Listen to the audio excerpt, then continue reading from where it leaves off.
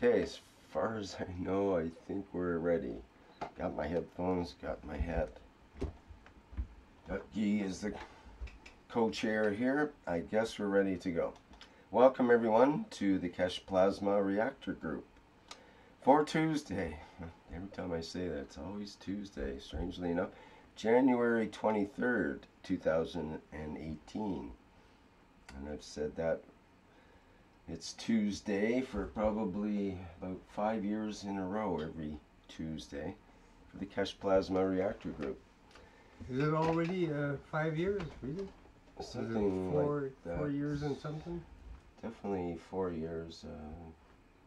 From 2013 was when we first began, I think. Wow, right? On the Skype calls, some of them weren't even recorded at first, right? We were just talking amongst ourselves. In fact, we didn't want to record it because maybe the authorities could hear it or something, or, you know, it was all sort of more secretive in a way, and no, we didn't have to be, and we weren't really scared at the time too much, but you know, it was kind of unusual to be talking about reactors and all these different gases and things like that, so it was a little bit unusual. But we didn't record the first sessions on Skype, and then we learned to use pictures and video and so on along with the audio call, and eventually we had, what was it called, GoToMeeting, I think was one of the first things we used. Not true, Vince, I think. And then eventually we graduated to Zoom and other such things. And here we are. And what do we do in the Keshe Plasma Reactor group? Guy? We explore the world of plasma, of course, but it's quite a big subject. Yeah, that's a big thing to say. People are going to say, well, what do you mean explore the world? What's plasma? What does that mean? That gets into I mean, to me, a big statement about plasma, one that blew my mind anyway, that really make me puzzle and try to make me look around and what does that mean, is when you hear that plasma is, I think it's 99.98% of the whole universe. Is that something like that? According to regular science, yes. But they say that this would not be the plasma part of the universe.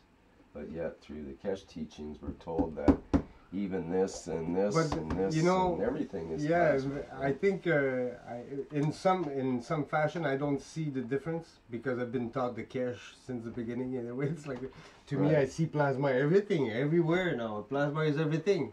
It's like there's fields, everything. Everything has gravity. Everything has mass. And everything has, you know, some sort of a field around it. And basically, then you start, you know, visualizing it, which I'm very, you know... You're artistic, so you tend to visualize. Something that I need to see first, then I can conceive it. But now I see it as a big, you know, we see it in many movies now. It's all these glows or auras, or... You know, it may explain a lot of the mystique stories of the past, where they were talking about if you raise your own potential through love and through intent, you can maybe glow like and start having an aura, which now we would call maybe ionized field, glowing field around. You know, it's like now we may have more sophisticated ways of talking about it, but I think we may be talking about the same thing. You know, it's like when spirituality merged with science. And like, for example, say some of the people in the old days and certain priests and so on would have something called charisma, this sort of magnetic attraction. People would naturally be attracted to them, and so on. And still, I mean, it's still a common term today, right? So you could look at that charisma phenomenon, which in the old way of looking at it. It was more of a psychological phenomenon, let's say. But if you look at it in terms of fields, then becomes a field interaction. And that's a how I whole see different it. way of looking at it. You It know, simplifies it. You know characters, eh? When you gotta, you can have a very neutral characters. People that are basically, they blend in there. You don't see them. They're very neutral. Some are very extroverted and others are very introverted. But let's look at it as polarity, as field polarities.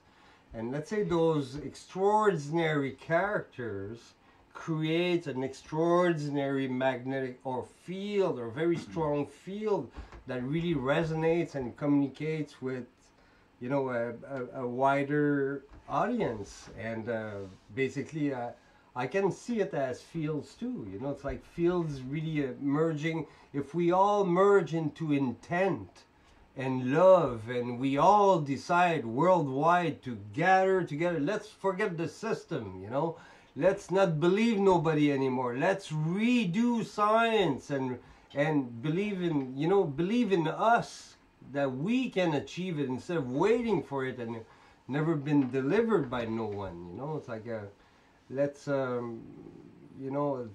this is what's the key for me. It's like let's use science with the purest of intent, which is helping everybody, helping humanity, helping cleaning up this mess, that we're in.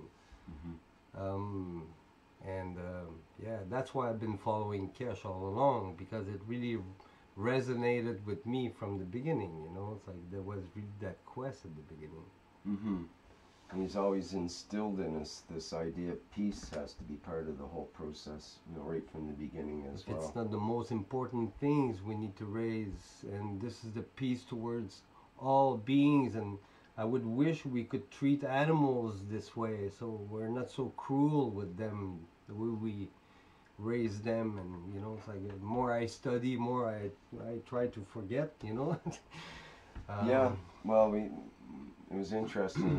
We're looking at, in one of the previous teachings, we looked at this idea of the elephant charging this guide. There's a YouTube video of the elephant tusk and everything charging at this guide, and you see the back of the guide and you see the elephant charging at the guide, and it's looking pretty bad. This is I think it was a 7-ton elephant in the prime of his life, basically. There's a bull elephant. Yeah, it's something I wouldn't love to be charged with. This is the bull elephant that's protecting all the other females that went through the encampment where these guys were. There's a bunch of students and this guide, and the guide was protecting the whole encampment basically, because this bull elephant came up after. They thought all the elephants had gone, but the bull was hanging out behind to protect. He came through and saw these guys and started charging this guide. And the guide's standing there. He's got a stick about 3 or 4 feet long, a skinny little stick, and he's standing there with the stick in the ground, kind of holding it. And he holds his ground, literally, like he stands there. This bull elephant comes right at him and stops about 10 or 20 feet away, basically. Just suddenly stops. And they do a little staring contest thing where the guy just stands there and he's very calm. He says it's very important to stay calm and just communicate with the animal, right? So he's there and he just sets up this thing, and the elephant kind of stands there and looks at him and kind of just moves his head a little bit, and then he starts to rush him again. And the guy just raises his stick a little bit and kind of goes, no, no, no, no. And then the elephant just backs off and saunters away, and he also backs off at the same time. They just agree to each other to leave each other alone, and we both stand our ground. And that was a wild elephant, or yeah, this is a wild herd in I forget exactly where it was right now, but and just the point is that communication between humans and animals is important, and we don't, it would be easy, like there's other guides that said I would have shot the elephant because you know they would, of course, yeah, by fear, you know, like that thing's gonna kill me. I've got the gun, and it's, you know, the fear thing comes up, and sure, it might stop, but what if it doesn't? It'll kill me. Well, I can't have that. There's a certain limit, you know, 10 feet, 20 feet, whatever it is, and boom.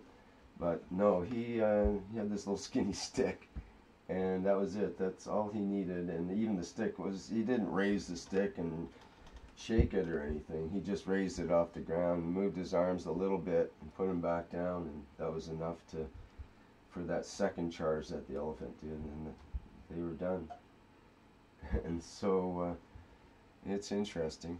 There's other guys that live with lions. They travel with the lion herds and sort of take care of them and stuff. So I think more and more we're seeing that sort of thing happening, this communication between animals and humans. Of course, maybe it's just because there's way more YouTube videos than there used to be, and they're all over the internet now. With, you know, you can subscribe to cat videos or dog videos or I do it all the time on porpoise videos. I cannot resist. There's so many beautiful videos of birds feeding fish, and you know, it's like you see things like you wouldn't believe. It's like they do have, you know, this is the thing that gets me, you know, it's like they do have emotional, what seems to be love and care anyway. You can see it with their own cubs and their own kinds, and sometimes with different animals. Yes, and this is where they're raised up together. There's an empathy there, and this is not supposed to exist in lower. You know, I think that ultimately we'll understand that the whole universe resonates with that force that we call love. Love might be the ultimate, what we call principle matter in Keshe, you know, the descriptions. And we're talking about it's the fundamental power of the universe. It's what makes everything connects and grow, and instead of being, you know, destroying, and you know, like there's nothing that's isolated anywhere in the universe, because there's strings of connection to everything, right?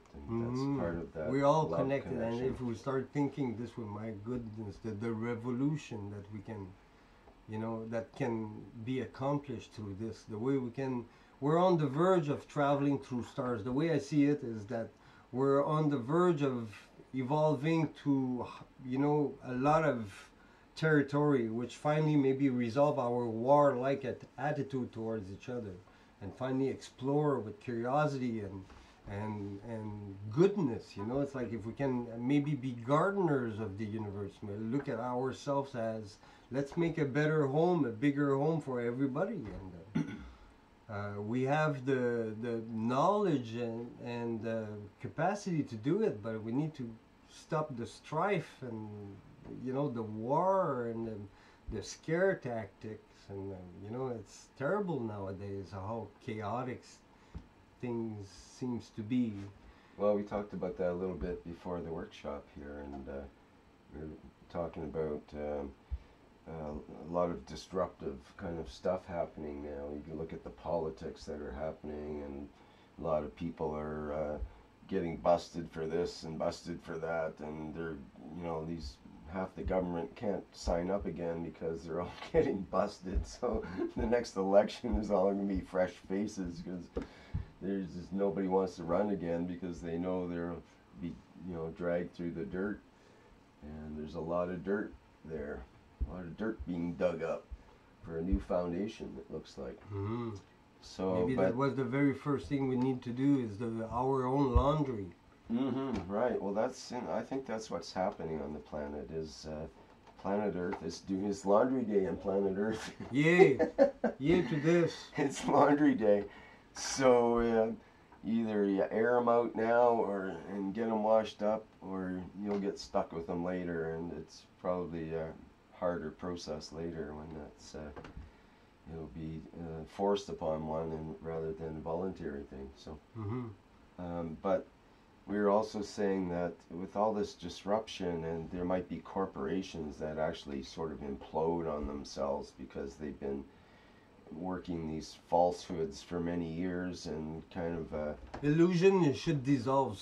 There's some companies that they rely on kickbacks and bribery in order to survive, and now they're getting busted for things they did 5 and 10 or 15 or 20 years ago because they left a paper trail, a virtual trail, a digital trail, and now they can just suddenly implode. The things are happening. If it turns out a pedophile is running some major corporation, then he goes down, the corporation goes down. Yeah, to this. All this kind of thing is happening. There's a lot of that happening, actually. The media don't talk about, but I've been studying a lot about, I got lots of time on my hand to study these days. It's one goes down, they turn in other ones, and it's this massive sort of chain reaction going on. So, but like I mentioned earlier, though, we have this other aspect, though, that when these major corporations implode and all the funds go out to the shareholders or others and so on, the shareholders are sometimes the last ones to get the money, or at least the pension funds that are part of the system that they use to get their funds going in the company and so on, or the pension funds for the company. And if the company implodes and the pension funds are like billions of dollars just gone, and people expected to retire on those funds that are no longer there, then they're left high and dry. And that can happen for, I don't know, say you had a company that hires truck drivers, and the most popular job in Canada and the U.S., I believe, the most prevalent job. And all of a sudden, within 2 years, we'll have automated trucks, and I mean, we already have them, but I mean, like, so much that it'll take over the industry, the same as the taxi industry. Uber is... Self-driving trucks, you mean? Uber just applied for self-driving vehicles, which they already have, but it used to have an operator. Now the new self-driving cars don't need an operator. Imagine that. That's a lot of working people that's going to run out of work, man. This is a huge amount. And in a very short period of time, within a year or two, because this is what's happening now. Like I mentioned, the minimum wage has been increased in this province, other provinces in Canada, in the U.S. as well. They're gearing up toward this $15 an hour, or I think it's $12 an hour U.S., 15 Canadian, or something like that, in that range. I know it's 15 in Canada. That's what they're shooting for. And this is, to bring up the wages from $10, $11 an hour for minimum wage for previously up to 15. And you think, well, this is great. All those people that have, temporary jobs or working in a burger place or McDonald's or, all these different places, fast food joints and, service stations, all that kind of thing. You'd think, well, geez, now they get minimum wage. That's great for, all the people, babysitter, everybody who's involved in any kind of above board company now has to pay that amount. Sounds good on the surface, but what happens is the companies have been sitting back for the last couple of decades waiting for this point where that $15 an hour break-even point hits. And as soon as that hits $15 an hour, all these major corporations have decided to, well, it's not a decision, it's a business decision. It's an obvious business decision to make money, which is you automate. At $15 an hour, it's going to be an incentive for them to rid start of those automating everything. Oh my goodness. So all the baristas in, Starbucks and all these different They already places, made some of these. they've already started to automate. So the machines are becoming semi-automated. But as soon as it's $15 an hour, bang, you find virtually overnight they'll be laying off people and instigating either robots that look like us, so it'll be sort of a familiar thing, and they'll be able to interact, and they'll probably be much better than most people at interacting with humans and do their job way better and faster and everything else. And it'll be like, just replaced, and all of a sudden, all these people are out of work. All the truck drivers, taxi drivers, you know, the cooks and the servers and et cetera, et cetera, et cetera. It's going to take a while, though, because I believe that there's so that's much. what we think, but so no. much a human being can do so far. They have robots now that intelligence. I'm talking about a robot doesn't have they much have intelligence. Well, they do now because they're hooked up to AI, and they're hooked up to note your emotions, and they can show emotions, and they can start to interact emotionally with people, and find out, you know, interact with, you know, if I'm a robot and I interact with you, I'll poke and prod, find out things about you, what you like and what you don't like, and show you things that you like, and then try to probe the things you don't like and find out why, and then get in deeper and maybe help you work out, smooth out those parts that,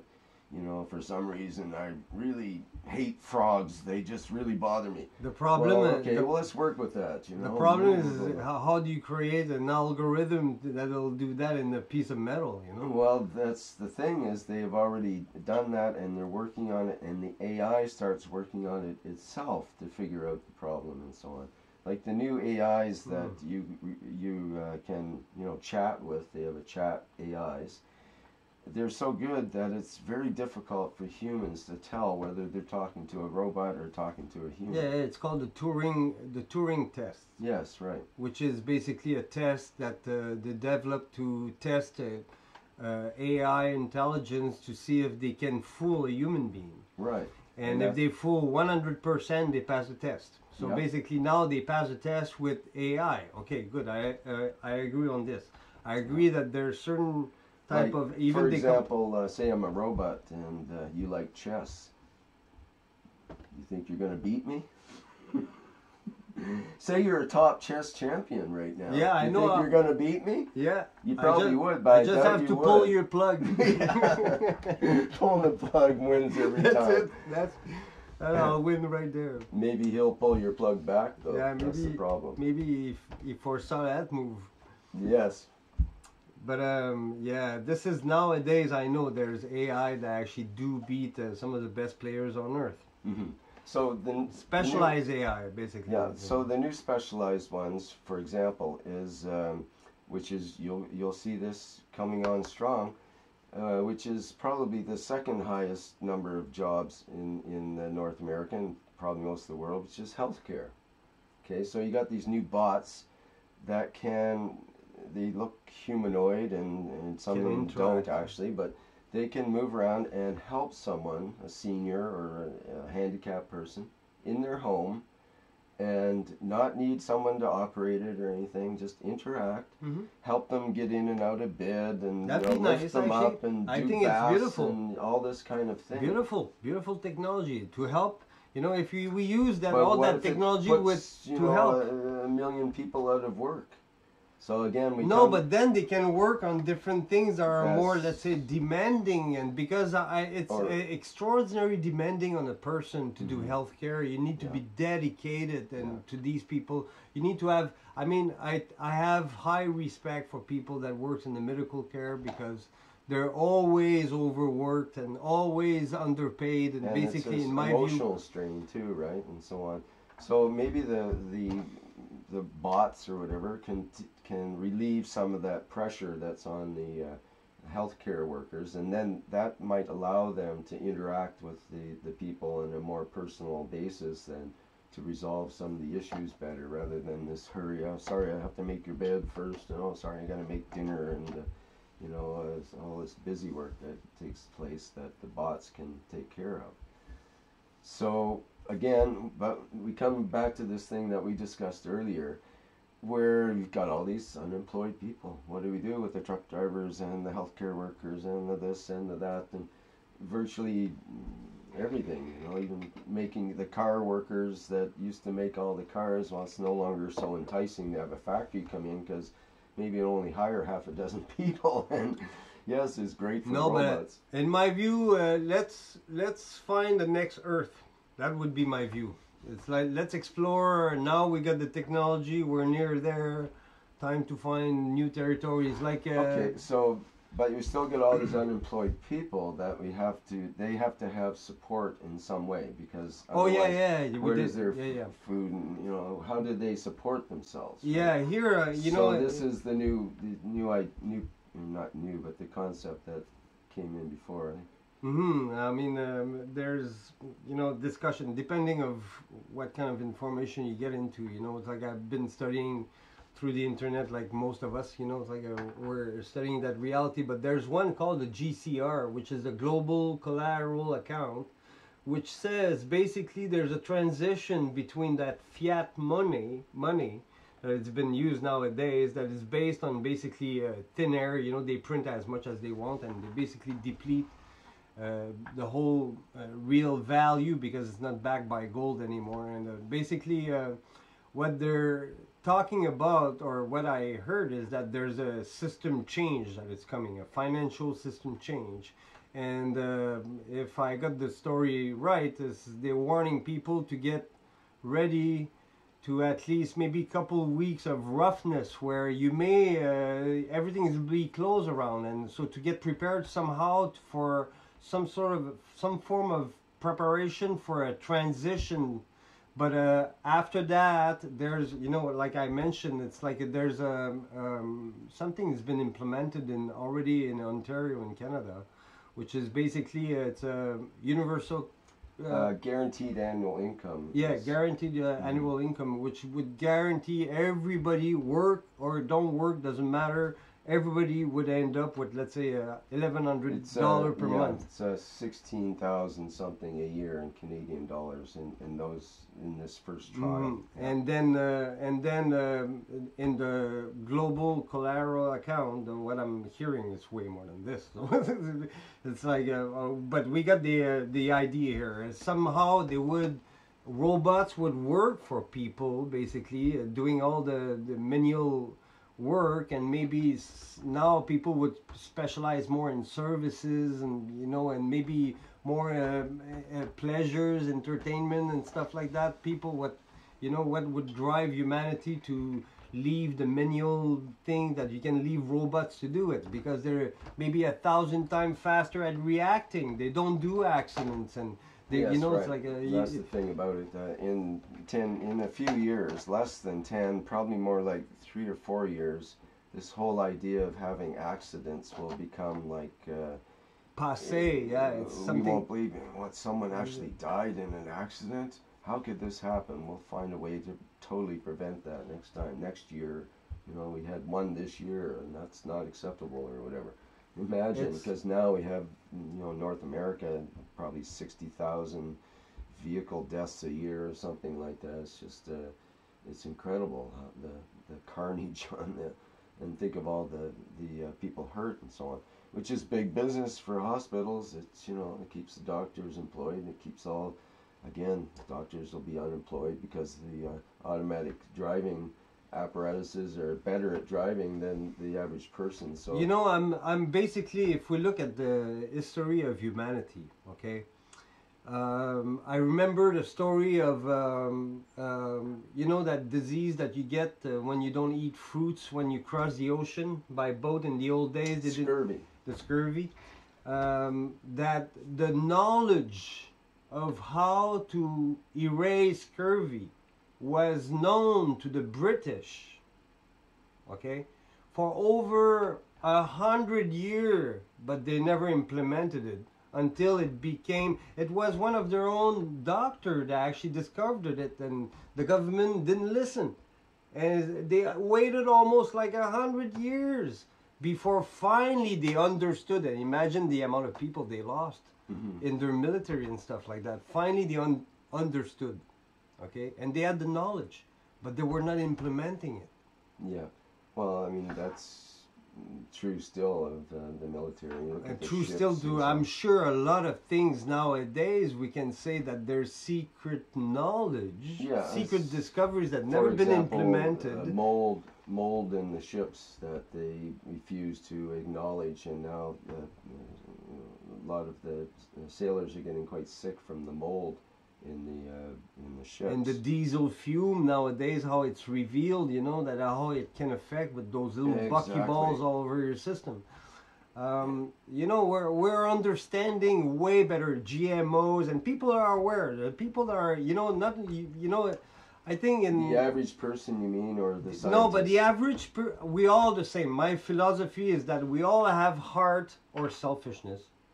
We all have a brain or misinformed totally, and we all act, you know, on what we know and feel, or some don't.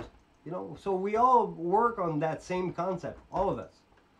And if you have knowledge, or you try to gain, you know, knowledge, you kind of raise yourself above the mediocrity, and basically you kind of, you try, which is my quest. My quest is like a big mountain. It's like I've never been raised a scientist, but I had to climb my own mountain. And now it's becoming a pleasure. I take pleasure out of it, but it's my own quest of knowledge.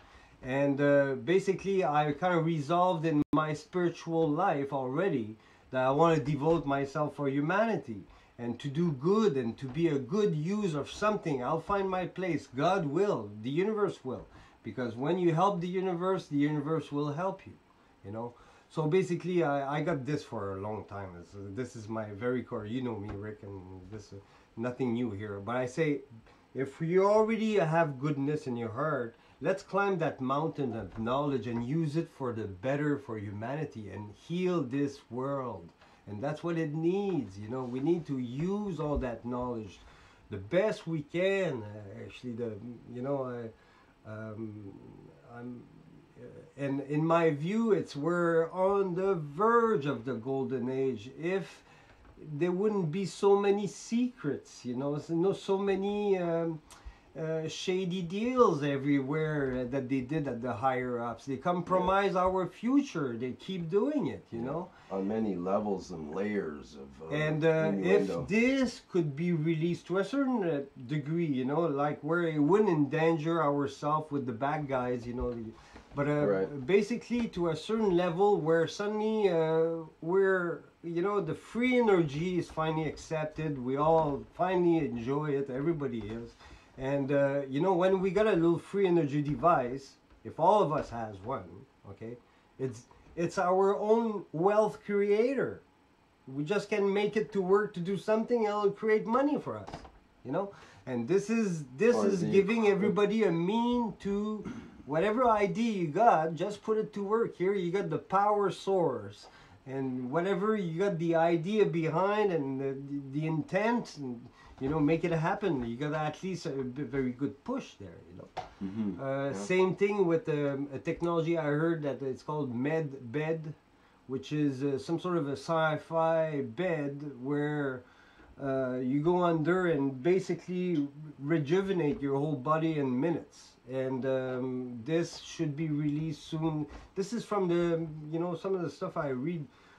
Maybe it's my hope. I hope that, you know, that would happen, but I think it might be real actually. And it's some of these technologies that it's badly needed, and then it would totally transform our society in a blink, you know. Yeah. Make it. It's what the Keshe Foundation works on too. Lots of people working on health units that have amazing results. And once that the field technology there gets worked out a little more, so that, you know, a lot of it now is experimenting. Some of the doctors will try these coils full of GANs. And I've seen a lot of contraption, pretty amazing ones. And they'll try a different arrangement and just see how people feel, you know, in different circumstances and so on.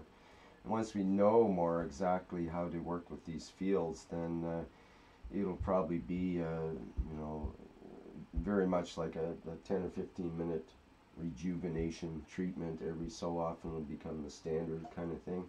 Maybe we'll have these plasma chambers set up. That's what we've been talking about. That's one some in years every ago. block kind of thing, so that people can book them to use them. That would be quite interesting. Rejuvenation chambers. Okay, we've been talking up a storm here about a few topics that are interesting, and it kind of ties in with the big picture of the plasma technology and so on, quite directly actually. And I'd like to get any comments or questions that people might have on that. Sorry to hog the conversation here. Guy and I Hello, are on a Rick. roll.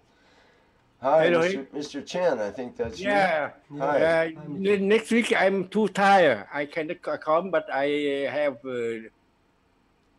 do something for what I have learned inside. Can I share screen? Sure, go ahead. Okay. Well, before you begin, is there anybody else who wanted to speak on the topics that we brought up here? If you have a calling to say anything right now, or otherwise we can bring it up again later. No, I share only the screen for show you something only. Okay, go ahead. Where? We're seeing your Facebook. Oh no! 1 minute. I am missing here. You see what I have do with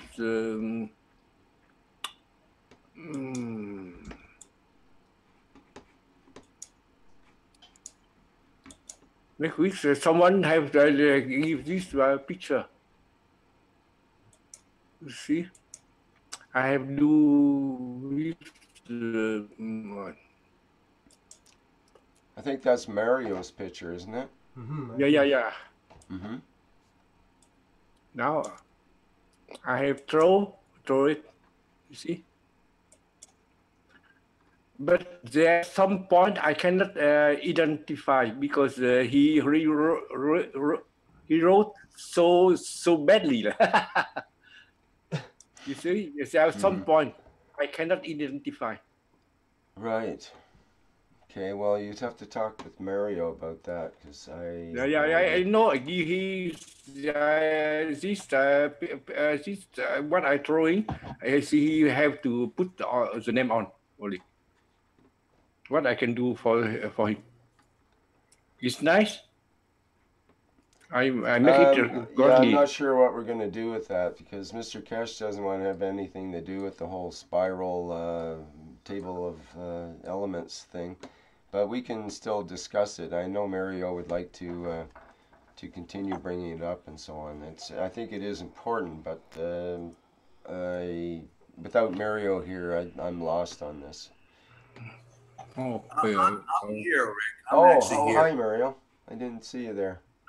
Yeah, I came in a little bit late. You know, I'm sort of sorry I put this spiral here out because I thought it would be easier someone, you can have something in your hand to look at or whatever, because, I mean, basically, I was trying to, it's a tool that's a knowledge measurement tool, not a, it's just based on having understanding. I just put this as a spiral here because I thought it would help people to understand. But I see that it really doesn't help, and then maybe even is worse, But anyway. Thing is, Mario, it may very well help certain people. Like there might be people that have been working with the spiral table of elements all their life and have really believed in it, and maybe there's something that you found in this arrangement that could trigger something for them. And suddenly it all falls into place. Oh, I didn't know that it was the E flat that goes in there, not the E. Now it all makes sense, or whatever. So I mean, it's not for me to say. To me, it doesn't make sense because I'm not a musician, even though I know the basic kind of scale stuff and so on. I truly believe in the idea of the octave in terms of working with all dimensions and so on. That is the way that it works to get into higher dimensions and whatnot. But when it gets into, and I tend to be a mathematical kind of guy and so on, but I get a little bamboozled with this. It becomes overwhelming to me because I can't relate to the A, B, C's and D's as notes and so on. To you, they have a significance, right? And to most musicians, well, all musicians, they would have that significance, and especially if they're, into this concept to start with. But for others, it goes right over the top of their head as well. And I think, someone like Mr. Keshe, perhaps he's not into or familiar with music so much. He's, pretty busy guy with all the other stuff he's doing in life. And perhaps he gets overwhelmed with this. And I know also that there was a table of elements that were involved in the earlier part of his life when he was a student as well, and he sort of got turned off to them then, and it kind of stuck with him, I think. So, there are other spiral tables of elements. That was one of the ways they wanted to make the tables of elements back in the old days, 100 years ago, and so on. But this is, it's a unique one, and the way you have it all connected together. Yeah, the funny thing is, it's got a spatial orientation that is not relevant, and it can be misleading. In other words, this spiral right here, the way Mr. Keshe actually draws it, all of the elements would fit between, say, that first minute and that second minute. Right. There's no actual relationship to anything here, except where these lines are of the octaves. Mm-hmm. Right. The octaves. Excuse me, Mario. Guy wanted to say something here, so let's just see what his input is. I just wanted to say this. In my view, there's that little saying that I think everybody knows. It's the one from Tesla that says that the universe is comprised of. If you want to understand the universe, I think he says something like it's vibration, frequencies, and energy. I think he said. I think it's energy, frequency, and vibration. Okay. So, in my view, Mario, it's an ounce of genius that you expressed there. We know that energy works in a spiral, and basically you connected the frequency and vibration to it. I think it's all gonna unify that understanding ultimately. It's that new science that actually merged maybe resonance and vibration and music. It's all the expression of, anyway, the way I understand the way science elaborates anyway beyond the visual scale, and all these frequencies on the higher frequencies or the lower frequencies, everything vibrates basically.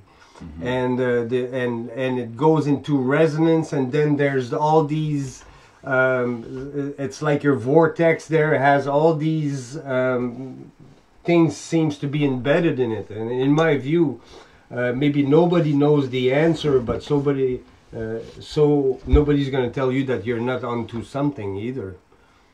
I think I worked out, I think, another way of presenting this material in a way that gets away from this thing and gets away from the musical jargon. So I'd like an opportunity to try to explain it again in a much simpler way. So like Rick, you can not look at it as musical tones that you can't relate to, and really more directly understanding of the structure of the plasma. So I don't know if we have time, you want me to do it today or later? Sure, I think that'd be great. And when I look at this figure, I don't mean to be desecrating it at all. It would be a perfect dartboard when you think about it. Hey? You're always trying to go for the center, going for the source, with your darts. And the way the colored lines now are set up with this, it is actually has little segments where you could score according to the spiral and so on. It's beautiful for that. It's perfect. You should patent it. Periodic dartboard of elements, right? Yes, right. Mario, please can you complete for me the element I cannot see here on this picture? Can you put your mouse on it there? Put your mouse on it, Mr. Chen, so we can see Or can you use the annotate or something? There was No, some. no. I have. I throw with this picture original. I put on the spiral and I make it, but there have some name I cannot identify. Right, so can you circle them or somehow tell Mario what to look for there to identify it? We can see your mouse now. Yeah, yeah. Okay, so show us which parts. Like this one, I cannot see. What is this one? Well, let's see. Please. Yeah, go back to your drawing, so because it's kind of blurred and I can't see where it is. Yeah. Okay. Okay, show me again now. Where? Here on this point, under the oxygen. Okay, sulfur. Sulfur. The S sulfur. Yes. Yeah, SULFER, sulfur. And then if you follow that straight line up on the next row or the next spiral, zinc. 1 minute. I'm pretty sure these atomic masses don't have any different isotopes. So I pretty much only plotted the first 40 or 50 elements. And even a few of those, like neon and argon, I had originally wrong when I went back and checked the isotopes, had to reposition them, and a few of these. So it's just to get a general idea. But it's an... Well, that was one of the issues with the original spiral table of elements. It's like the octave. This is sulfur, and the other one you say what is this one? Oh, that's it's MT. Is it's I put this one. Maritorium or something like that. I forgot the name. It's the highest level element. I just plotted that. I didn't check isotopes or anything. I just wanted to see how high all of the known elements are. And I noticed that none of them go beyond 8 octaves higher. In fact, you see what I see on this row. You see some element in the same line, because they maybe have same frequency, not the same frequency, but the no, their frequency. It should be along the line. If you have lithium, is going across the not horizontal, but the angled lines. I have there. Those are showing octaves. So lithium is an octave above lithium is nitrogen. An octave above nitrogen is silicon. An octave above silicon is iron. An octave above iron is cadmium. An octave above cadmium is radon. So see those things when they're octaves. I think I can show in a much simpler way so that you don't. So it's easier for not using the musical jargon. I think is maybe been a problem. So anyway. Mario, if you use the musical jargon, you know, instead of putting it into letters like that, where people look at letters and they cannot really relate the way you do with music, like I'm a musician too, is that the best way to talk about it is by resonate the notes. If you actually show what is a B and let them hear what is a C, and let them hear what is a C minor, and then you hear the difference.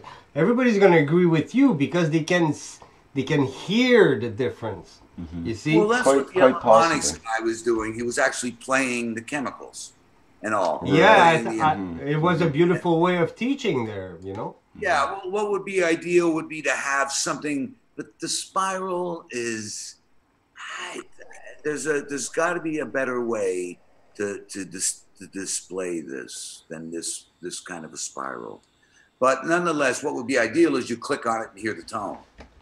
Click on it and hear the tone. Yeah, that would be. Or what if you had an application, for example, like what we're looking at now, and lights would light up, and the different colors you have with the lines, along with the tone. So you'd hear the tone, see the element, and maybe hear the harmonics between the elements, and you see the link between them, and you would hear your way. I'm sorry, go ahead. I mean, well, the thing about the harmony is that's something that I can measure accurately, but the colors are actual frequencies in the light spectrum, and people have done it, but I don't know about the accuracy of it. There's a specific, every tone has its own color, just so many octaves up, but it's a lot of octaves up, and you have to change the vibrations from minutes to seconds, and so I think you have to divide by 60 and then multiply and multiply and multiply and that kind of thing. There's a way to correlate the colors, but then there's but I think there's also the color band that we call the rainbow that we see is only 1 octave, but it's actually 7 octaves, but it shifts. There's something more to it than that, in other words. So I'm not sure there's but with your system and the colors that we see here now, you could actually color code the octaves in effect, so you could see the effect of the octaves. That's what I was doing. But those lines, the red line that shows the octaves of hydrogen. So you have hydrogen, an octave of hydrogen is helium, 2 octaves is oxygen. And I also put a red line down here on D, which here it's shifted. So I'm sorry, what your name is? Who did this? Chan? Or? Mr. Chan. Yeah, that red line should be where the yellow one is, because this D at measure, what is it, 20, I can't see it there, 23, that's the red line that connects to hydrogen. So where this calcium you have a yellow line where it should be a red line. See, that's why I put a red line there. And also the one should be a red line. See, so that a red line, its perfect fifth, which will link, is a red line, and the perfect fourth, which would link, which is where you have a yellow line, should be a red line. That's how I color coordinated it. See, because perfect fifths will link. So you have carbon is a fifth higher than oxygen. It links. Calcium is a fourth above hydrogen, and that has a link. See, so those are where I had them color coded. That's why. But the colors seem to have gotten washed out when I had to re-photo my picture, which is a year old, and then when I did some color adjustments and it washed out the colors, so you couldn't really see it. And basically, I tried to go from a red to a blue, kind of thing, but didn't really. It's not really relevant to the actual colors of the frequencies. It was just a way that you could easily see the line of oxygen as a red line, and then the two closest linked elements lines. See? Mario, when I throw this one, I think I cannot see what happened, but someone have music in his thinking, and he can identify the frequency and the harmony of this element. Maybe we can have something new. I think I have another way to explain this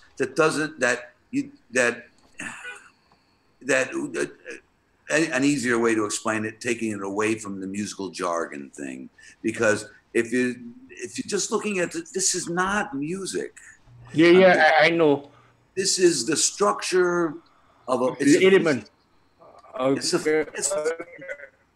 the physics of a plasma in the layering that has the same ratios as a musical tone. So it's the physics of the structure of a musical tone and how the energies link or don't link layer to layer. So I think I need to give me another chance, Rick, to try again to explain it in a different way. Yes, right. Perhaps with some linkage to the real world, so we can see examples from it that makes sense and so on. Yeah.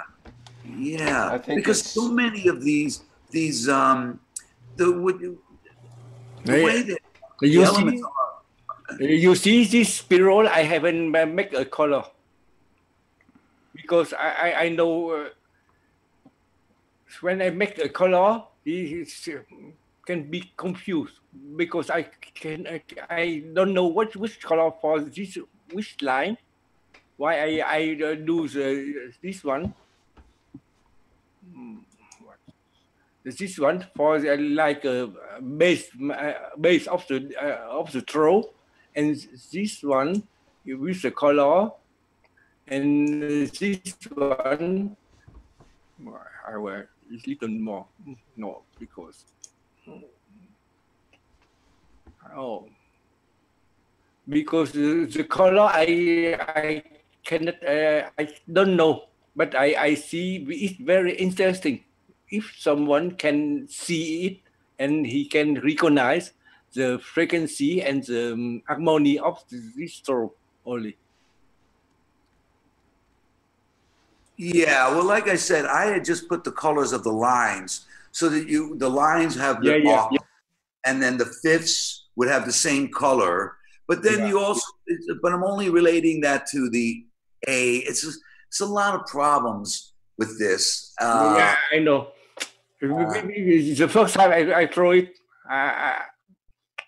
if you want, I make it like hydrogen, this line for red, and the second one, which color, and the other self the color. But until to 1 to 5, they have 5 color, and after 6 to 10, they have the other color. Well, yeah, but okay. See, what's happening is A1 there, you have a red line that connects all the octaves. Yeah. A1 is, E1 is a perfect fifth of A1. So that one connects to A1. So that would be the same color, whatever color you want. And then because E1 will link within the comma, but A2 will link to E2. So whatever color you use for A2, you have to put the same color for E2. Yes. And A3 links to E3 and so on. And it goes right around the spiral like that. Yeah. 1 minute. I want to throw what you want to do. Like A1, you take the red one. Like this one. Well, I'm worried that you're spending a lot of effort here for something that's not really. I thank you, and I'm glad that people are interested in this. Yeah. Like this one, red one, and the E1 is the same color. Yeah, and that's the way it goes around the spiral, like that. You know, whatever one color is, you use the same color. Yeah, and A2. So on. A2, which color? A1 red, A2. But see, we're spending a lot of time on this graph, as opposed to really spending the time on understanding what the graph is supposed to represent is much more important. And if you really understand how the intervals relate, you don't need the graph. All you need to know is the interval. You do it in your head. It's so simple. You really can do it in your head. And the graph becomes irrelevant, totally irrelevant. Like I said, the real spiral, all of the elements fit between the first minute A1 and A2, really, in the universe. So spatially, it has absolutely nothing to do with reality. The lines are just, it just works out with the 54 minutes, which is an interesting, I thought, I'm trying to blow away some of the myths that people have of stuff like 432 and absolute value frequencies and cycles of 12 and 13 and 9 and blah, blah, blah, which really is the opposite direction of understanding. It leads people in the wrong direction. So I thought maybe I could use this to help say, see, it's got nothing to do with that. It's really about plasma. Everything's plasma, plasma, plasma. All that stuff, 432 has no meaning. It's irrelevant, right? And measuring any frequencies. can't do it. So really what I would like to do is try again. And, you know, fantastic if you want to, but putting effort into redoing this graph, I think it's a point of diminishing returns. The more effort goes into this particular drawing, the less knowledge you're going to get out of it, less and less and less. So, you know, no offense, and I'm glad that you're interested, but we need to get rid of this graph. We don't need it. Yeah, Thank you, Mario, for being so straight about this. I thought you were quite attached to this one, but you know, it's whatever works. It's whatever works, and apparently it's not working so well right now. Maybe Mr. Chen can work with it a bit privately and come up with some sort of revelation with it that makes it work better. But I'd like to see. I'd rather put time in on what your new idea is there, Mario, and maybe we should move along with this. May I just say something? Hey Mario, you probably know the subject of cymatic, eh? Sorry, of what? Cymatics. Cymatics. I'm not sure what you mean by that. No, it's basically the structure of sound. When you apply sound frequencies and you just keep raising the frequencies, it on, let's say, sand or usually they got a resonated plate and they put salt or sand and they allow it to vibrate, and then it creates those structures, those shapes. It's called cymatics, the science of cymatics. So basically it's a structure of sound through the ether, no? Is it not? No. See, again, that's looking at the physicality. You're not looking at sympathetic vibration, energy to energy transfer. See, this is again, anytime, it's a problem. We need to, it's like that golden ratio I showed last time. I don't think you were there. How when you look at the golden ratio, 1 + 1 = 2. But the golden ratio starts from a vibrating string, and they pluck the vibration of the string and you divide it in half.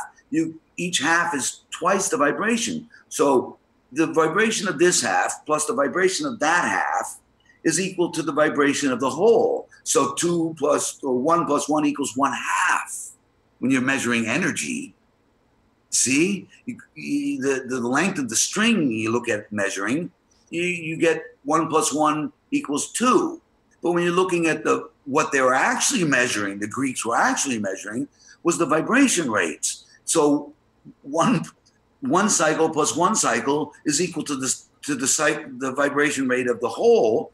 It's half. So 1 + 1 = 1/2 when you're measuring the energy. Yeah, this is something really important that we're missing. So yeah, if I can, maybe I could share my screen. Okay. If it's okay, yeah. Yeah, let's carry on here with the new improved version or whatever. Another Hopefully. concept. I got to find a way to make it simple to understand, because it is really, really simple. It's just, you know, my teacher would say, it's something like this is happening. I'm going to open this up. You know, we always learn like this. We have information and we learn something new. We always have to connect it to what we know. We always have to connect it to what we know. And if I come along with something that's over here, you don't have anything relevant to connect it to. It's so far removed from the way you're used to thinking. It's not that this is complicated. It's just, it's too hard to relate to, if I can say it like that. And that's the thing. So a lot of this is just, in a way, sometimes it's just first being, you know, exposed to it and then going, okay, that's a really weird, totally different way of thinking. And then again, getting exposed to it again. really what Mr. Keshe has been doing from the beginning. You look at the very first workshops, he's saying the same thing he's saying now, but it's so far-fetched then that it's now he says the same thing, and it's like he'll say it 100 times, and then he says it 101st time, and you go, oh, I get it. And usually the first reaction is, you know, hey, why didn't you say so before? But of course, he had to say it 100 times before you really go, oh, right? So I think a lot of this is like that. But okay, all right, first, if you look at the flower of life, I usually start with drawing a line. Now, put a dot in the center. When I choose the radius for the first set of circles, what? Somebody have?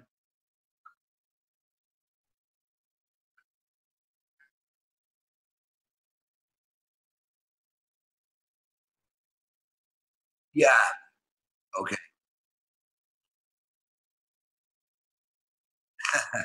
Yeah, okay, and stop me like you just did if I'm going too fast or you don't get something, because really got to get this.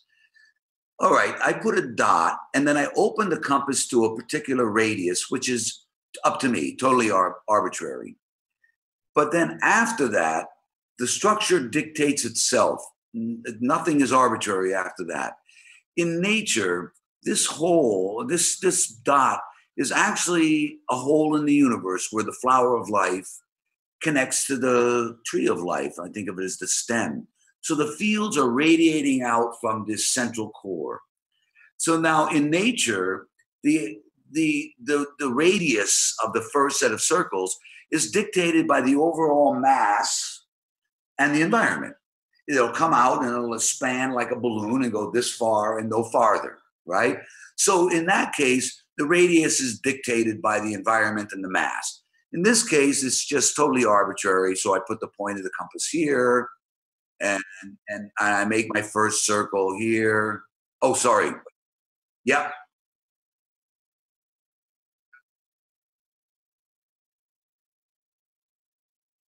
I'm not sure if you were drawing before now, but just starting to see the circle thing now. I see. Okay, I just erased it because I did it wrong. Okay, so I'm going to have a circle here, and then another circle where it's a figure 8, right? That's a really bad figure 8. And then I'm going to have another circle like something like this. There, that's. Now, are you seeing this, right?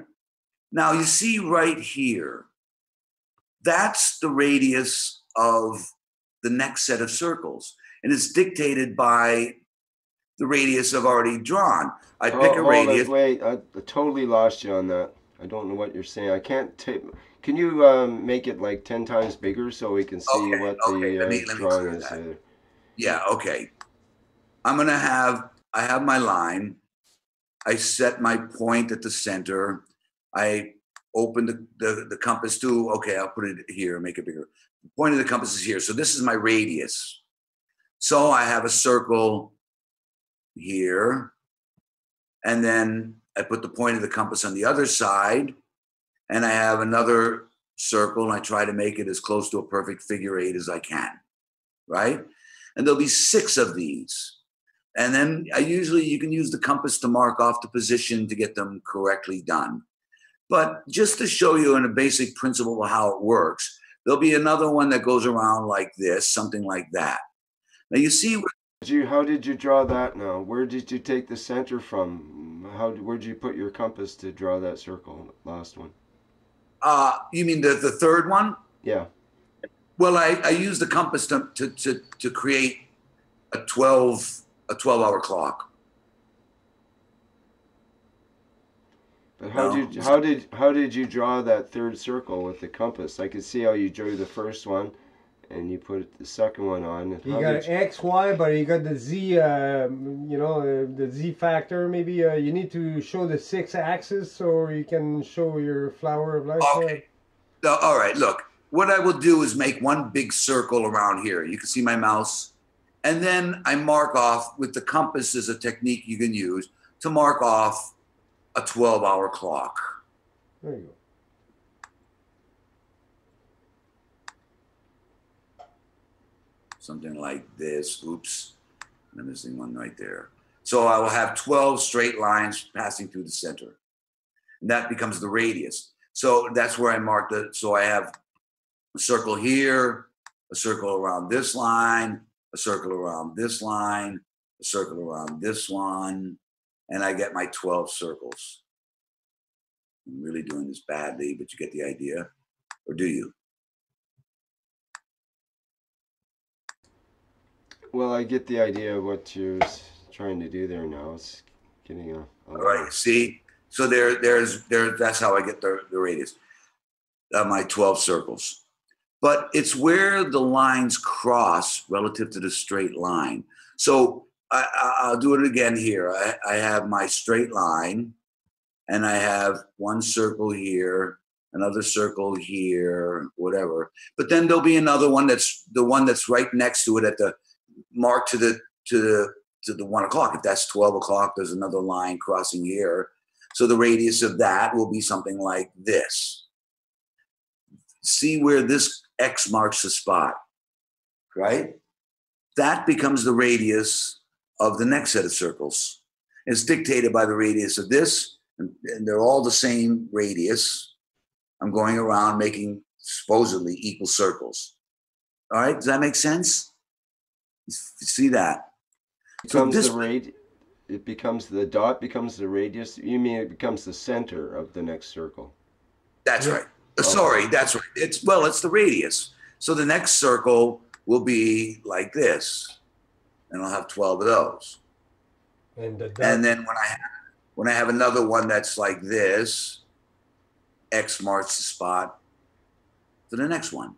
That wouldn't be on that line. They continue to go offset in both directions. So if I have a straight line relative to the first line, this one will be somewhere here. The next one will be out somewhere like here. And the next one is going to be somewhere out here. It keeps getting offset in both directions. The next one will be, there's one here. So you keep getting the radius. It keeps expanding, but it's not along the straight line.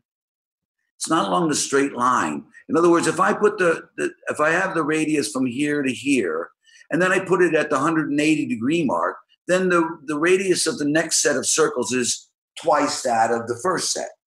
And it's twice again if I'm going along straight line, 180 degrees. But you see where the dot is here is at an offset at what? 72.326 degrees or whatever. Yeah, so the radius is slightly smaller than the radius. It's slightly smaller than double the radius. So, and then the next one will cross somewhere over here. And again, what happens? You get an overall spherical structure here. You get another overall spherical structure here. These are all Coulomb's barriers. Another one here, where relative to a straight line, they all have a unique radius relative to the central core. So it's not 2 times, 3, 4 times, 8 times, 16 times. It's a unique. Every layer has a gap. Is that in the phi ratio, like the 1.61? That's it. That's it. It's the phi ratio. It's the Fibonacci sequence. But that's it. That's what it is. That's exactly right. Okay. And so that's the way it goes. Now I'm going to clear all that. So you see what I mean, right? Every one of these, it's a Fibonacci spiraling. Yeah, we see what you mean, but we really need a decent diagram with this, with real circles and everything, because it gets so scribbly that we're following your voice more than the diagram. It's important to see the relationships, Okay, well now let me do it a different way. So now instead of looking at it like this, actually the Greeks, and Mr. Keshe always does it, you get a ball inside a ball inside a ball inside a ball inside a ball, and an octave of balls. And Mr. Keshe does it. He always numbers the layers from the inside out, and that's the Greeks did, and the medieval monks did it from the outside in. We still do it from the outside in now. I'm really used to doing it from the outside in. So I'm going to do it from the outside in here, right? I'm going to make a line. This line represents a ball inside a ball inside a ball inside a ball inside a ball, the 8th ball out, right? But I'm going to call it the first one. So I guess I got to do it like this. Well, let me draw the lines first. You have, think of it as like you're going up a ladder or a stairwell, right? You're going from the outer layer of the ball. It's a multiple chamber reactor where every chamber's got its specific ratio, the phi ratio or the Fibonacci ratio. So it's a multiple chamber reactor, and we need to measure in a general way the space gap, the gap between the layers. Okay, so now you have, imagine you're walking up steps. So you have the first step and you have the second step. So we call that a full step. The third step is considerably smaller. It's a lot lower. So we call that, I'm gonna see if I can, well, okay, I'll do that again, a little bit smaller. Now in a generalized rounded off sense, we can say this is a full step and that's a half a step. And then you get another, you're going up the steps, you notice, okay, that's a lot bigger, higher step. And then the next one is another higher step. So let me see if I do this right. A, B, C, D, E. The next one is going to be a half step. And then to G, it's a whole step. And then up to A, it's a half step. Okay, now, see, all we're doing, would be the central core. And so this is a ball inside a ball. You can see my mouse inside a ball, inside a ball, inside a ball. All I'm doing is giving a spatial way to easily see the gaps in each layer. Does that make sense? Is that clear? Rick? Anybody? Yeah, but I don't see it yet as being Okay. the same as being that same phi relationship. But I guess you're going to get to that here. I can see this in terms of the notes, whole notes, and half notes, or whole note steps and half note steps with the octave there. Yes. Yeah. Well, see, again, because it's very 2D, you know, the way you explain it, you're basically giving us the X, Y, but there's a third factor, is the three-dimensionality with it. Okay. All right, look. Here's the first ball. So this is its layer. Here's the second ball. This is parallel to this layer. This is the third ball. This is the fourth ball. This is the fifth ball. This is the sixth ball. This is the seventh ball. And this is the eighth ball. Yeah. Does that make sense? Yeah. It's a ball, it's a ball. Yes, so it's but just it doesn't, for me, it doesn't make sense in terms of the previous drawing that you did with the flower of life. It should be like if the first step is 1, then the next would be 1.61, and you know, or like the way a cell divide in 3D, you know, the way the geometry, the 3 axis, you know, where when you see a cell, when it divides in 2, that divides in 4, that divides in 8, and it's all into a, you know, the way a cell divide. Basically, there's a geometry, which is the flower of life too, but it's kind of evolving into complexity there, or it's petals opening it up. And basically the way you connect them all through the center, and you layer them with having different intervals in between the layers. Okay, so I'm starting to see what you mean here, Mario. I'm gonna run out of room there, but so my top one can't line up as a perfect figure 8, but this is the way it will go. Oh, okay. See the flower of life? I'm running out of room there. I got to move this. See, this is what's happening.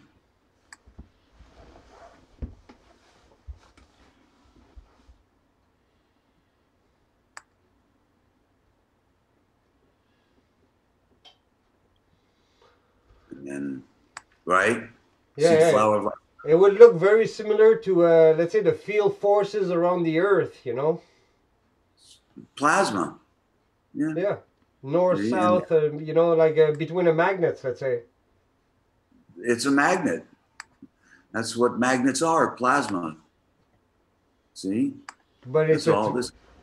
a Right? These are all balls, but I ran out of room on the top. It's figure eight inside a figure eight inside a figure eight. And there's actually another one here, and another one there, and another one there, and another one there. It just keeps going. There's 12 of these figure eights radiating out from the central core. Huh? I thought So, well, I thought the center was six circles that does the center, no? Like of the flower of life? 12. Okay, sorry. Well, that's what Mr. Keshe said, the 12 apostles. The 12 tribes of Israel. See? Mm-hmm. That's what that's about. Yeah, Mr. Keshe said it was 12. Yeah, usually, actually, Nicholas Chua was drawing out 6 circles. And Mr. Keshe kept calling it 12. And I realized the 12-hour clock. Oh, I can't erase that. Maybe it's just as a stray thought. Maybe it's 6 deuterium, which would make 12 particles. In a way, that's you're exactly both right. right. Yeah, In a then way. it's the middle ground there that would kind of supply that geometry, it seems. Anyway, Yeah, but now, look, here's the thing. You see how we're talking about, you know, it's a flower of life. This line is nothing more than a representation of the layer of the first ball. And then this one is the representing the gap of the second ball.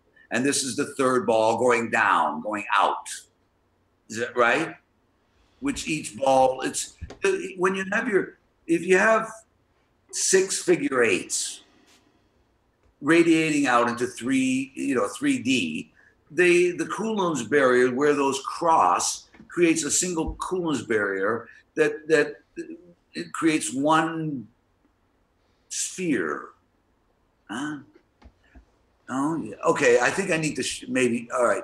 No, you're not following that. I'm still trying to. I know what you're saying, Yeah, but the I'm 12 trying fits into a sphere. You know, they positioned itself, and I can see it as a 12 sphere fitting into one. Yeah, but the trouble is, if it depends on how big you make the first sphere. Like, for example, let me see if I can.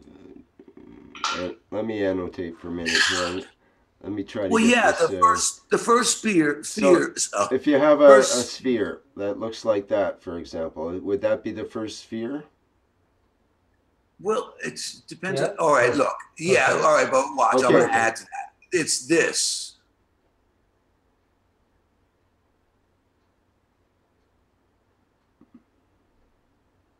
I'll just do 6 of them. Like that.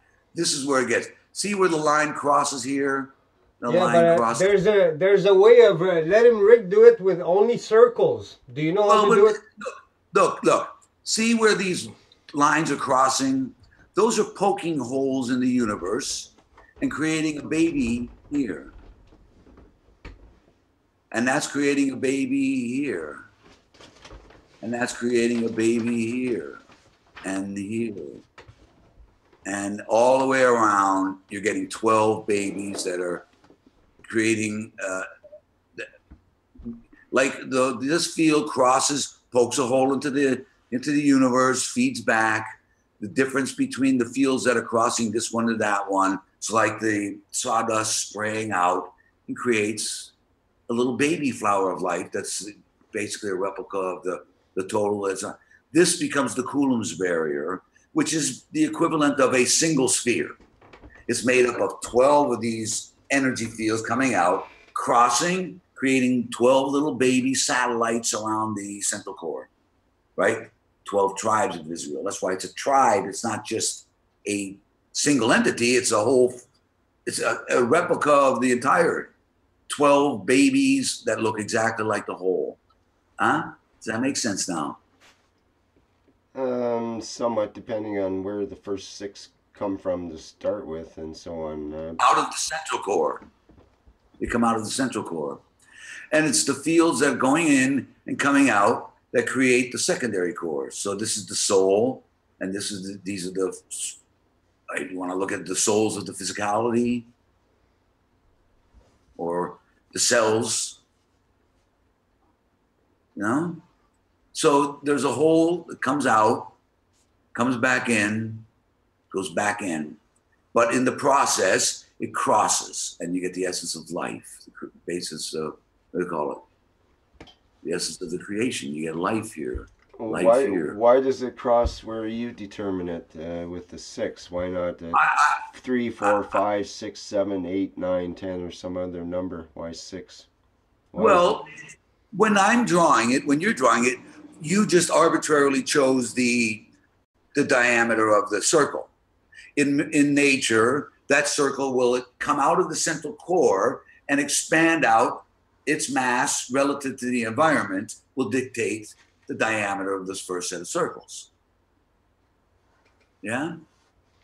In other words, the environment and the mass. There's a certain amount of mass coming out of the central core, and it can expand this far and no farther. So the mass and the environment dictate the size of the first set of circles. And then they dictate the radius or the diameter of the next set of circles. So the radius is here, and now you get another one here, and then you get another one there, all the same radius. And then here is a Coulomb's barrier. And that's the second core. And then so that becomes the radius of another one, and then another one. And where that crosses is another Coulomb's barrier, and that's the radius of the next one. And these ratios are always the same, no matter what the diameter is. The actual size differs, but the golden ratio still applies. It's the ratio. So you will get the structure of what I have here, A, B, C, D, E, F, G, A, with this distance in the gaps of the layers, always the same. No? That's the part I have a trouble with, because I don't see the lines with the gaps having the phi ratio between them. I'm not seeing that as because the phi ratio is measuring it around there is no absolute phi ratio. Here's the golden ratio. See if I draw a line. I put it in the center, and there's there, and there's there. Here's the phi ratio. The difference of this and that is equal to the difference of that. But it's not measuring the size, it's measuring the vibration. Now, if I have A, B, C, D, E, F, G, A. I'm only measuring now the radius. Here's the golden ratio.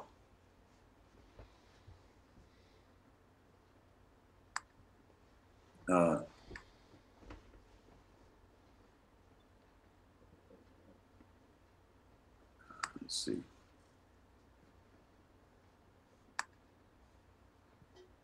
Oh, it's really hard to do this on this. These are all golden ratios.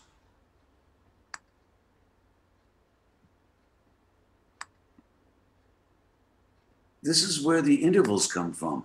This is what the Greeks were doing. This is the study of the nature of the tones. It's really bad. What you get is a sine wave here.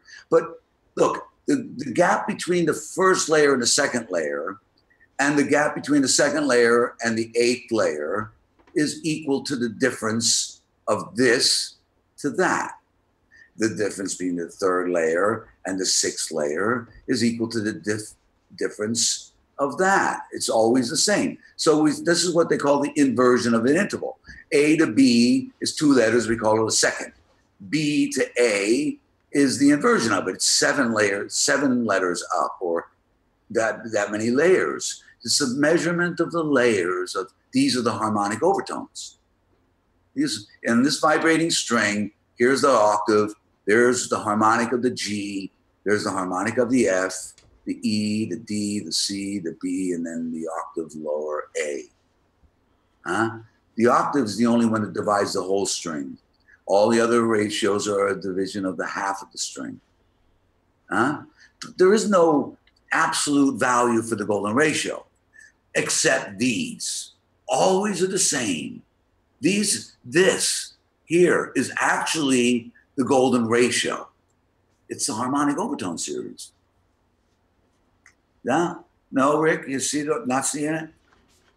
What do you divide into what to get the ratio that we know of, the 1.61, etc.? I see. That's when you take a rectangle, and then you measure a square relative to the full length of the rectangle. Right. So what does that have to do with nothing? Absolutely nothing. The Greeks weren't measuring sizes. They were measuring the frequencies.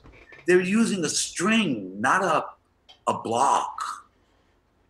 Right. Right? So they're measuring here, putting a bridge here, dividing the string, plucking it here and plucking it here, and determining that this is a second relative to a seventh. Or they put the full length of the string, they measure it from here, they pluck it here, they pluck it here, they realize this is a 2-to-1 ratio. This is if you do it again, you divide a string into 3, you get a 3-to-2 ratio. That's the fifth. If you divide, the third is a 5-to-4 ratio, I think. It's that's the harmonics. The golden ratio is the relative harmonics, the ratios of the harmonic overtone series. We looking at the golden ratio as a visual measurement to measure physical size. But if I take a string like the here, that's that long, and I tie it off here, and I take the string that's this long over here, and I tie it off here, yeah? And I have a way, I have it stretched, but I have a way, because it's tied off here, where I can take this half of it, I could tune this to this, from here to here at two cycles. This one, if it's just stretched like that, might be 3 cycles or whatever. But if I tuned up the pressure of it, like I could get a tuner on there, or a tuning peg, and I could tighten up the string's tension to where it's in tune with this one, then that has 2 hertz or 2 whatever. Yeah? So 2 plus 2 equals 1. It's still a golden ratio. It's no different than this. You say, oh, no, it's not. It's much longer. It's not the measurement of the length. It's the measurement of the vibration. It's the energy measurement, not physicality measurement. See? This is something, again, when you always get it in the inverse every time. No? Not seeing it. No, I'm having trouble with following along here. Do other people see what he's talking about? Can someone else explain it to me so quickly in some sort of way? Nobody else understands that. Anybody? Okay. Did anybody understand it? That's here. Yes. Somehow, yes. You can manifest any element out of the energies. Guys, you see the pyramids or the Mayans or all the structure. When you see a big rock and between it a small rock, it's not the same shape. It's not the same angles. And you see how they put it there, how they there's no one shape in this building. It's all different shapes and all coming together in a way. What Mario is saying here, they are measuring the energy. That is, I think this is the correct thing to say. Yeah.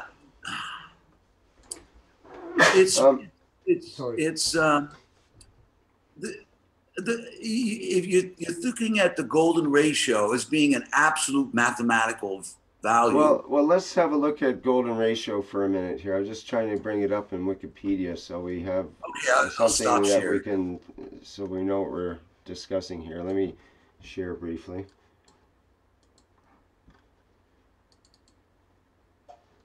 Okay, let me make it bigger and get set up in live stream.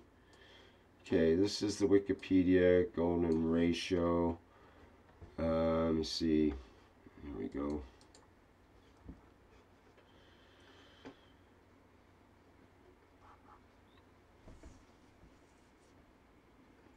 See, in mathematics does not apply to plasma. You can't use mathematics to understand workings of the plasma. And you know Mr. Keshe said that. So every time we try to use mathematical formulas, we get inverted. We're looking at the wrong thing. See, if you notice, the down here it says other names. Somebody that there's this thing here. It's a ratio. I'm going to see if I can find it. Music. There's one little section there.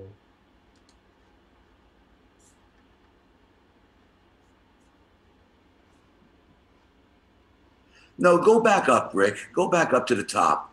Look at the very top where it explains that it's a ratio that applies to any value as long as A plus B equals C.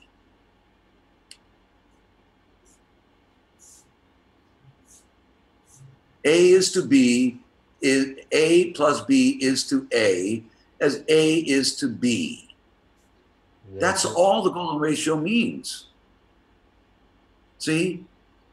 It doesn't have to be this proportion. This is the thing, we get stuck on the visual presentation of it.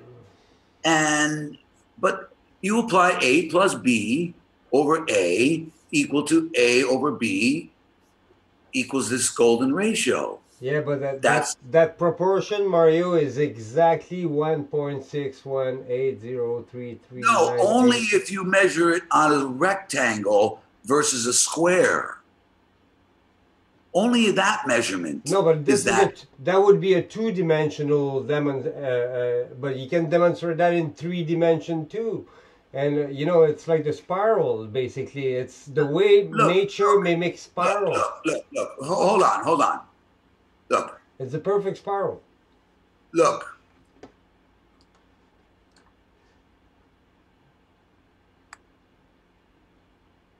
A plus B is the whole over A. That's the golden ratio. A or B. Where's your A's and B? Where's the third? Wait a minute. Where's A, B, and A and B on your diagram? Plus B equals C. Okay. In this case, A and B are equal in length. Over C, which means you divide A from it's a division. So this is 1, that's 1, you get 1/2. If A is 1 plus B is 1, that's 2, then A is 1. 1 plus 1 is 2, half of that is 1. Or right. 1/2, 1 plus 1. So you get 2. You don't get the golden ratio. You get 2 in this case, right? No, if this is 1 plus 1. What is the this? Wait a minute. What is the this you're talking about? I don't see what you're talking about when you say look this. up here where you have A plus B over A. So where are you pointing? I have right here. Right here. Oh, up there. Okay. Sorry, I was on the other side of the screen. Got it. Okay, let me erase that. So this is the golden ratio. A plus B over A. Right. But in your case, it's 1 plus 1 over 1, which is 2 over 1, which is 2. No. It's 1 plus over 1/2. Where's the one? A is 1, B is 1, right? So you each. Yes. Okay, so A plus B is 2 over A, which is 1. Over A, which is 1, which is 2 altogether, not phi. Okay. So it's not the golden okay. ratio. That's not the golden ratio. So that's where I'm confused. Okay. So there's some there's some Look way at of transforming this, but I'm not over getting A. it. Look at it the other way. A is what I'm calling C here, the vibration rate of the full. Well, you can't call A C and call A A. Well, they're calling it A here. A plus B is over A. So you have to divide A from A plus B. Yes, and in your case, A is equal to B. That's what I'm saying. It's equal. In their case, A is not equal to B. See, it's a golden ratio. The golden ratio, A does not equal B. In your case, A equals B with this circumstance. Therefore, if you say A is 1, then B must be 1. If you add A and B together, you get 2. No. A can be any given number. B can be any given number. And then over... But in your case, the number is the same for A and B with the string cut in half, correct? Okay, but if I do it this way, if I just use half of the length of the string... Okay, wait a minute. Well, what happened here? I lost my string. Okay, let me do it. It applies to any ratio. It applies to any ratio. All right, if this is my length of the string, it's equal to actually half of the length of the radius. All right, if I have a step here and then to here, I measure from here to here is equal to this. So the vibration rate of this plus the vibration rate of that is equal to the difference of these. It applies to any number. It doesn't have to be this. It's any ratio. If that's A to B, C, D, E, F, G, A. Okay? A to B is a second. The inversion is a seventh.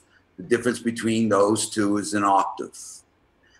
A to C is a third. The difference between those is a sixth.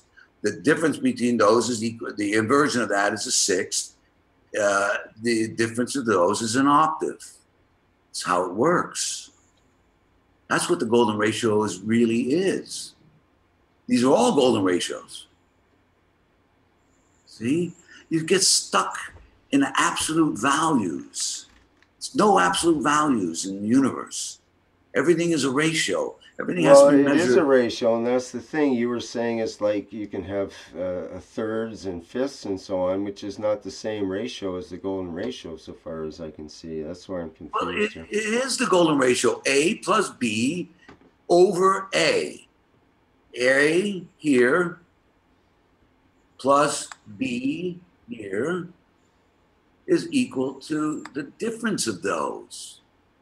The octave. We're dividing a string. But it doesn't talk about any C there. It doesn't talk about the difference between them. It just talks about the relationship between the two. Well, what is a mathematical parts of the string. Formula? A plus B is a sum, and then divided by A underneath it. It's a division. It's the dividing. So A plus B over A.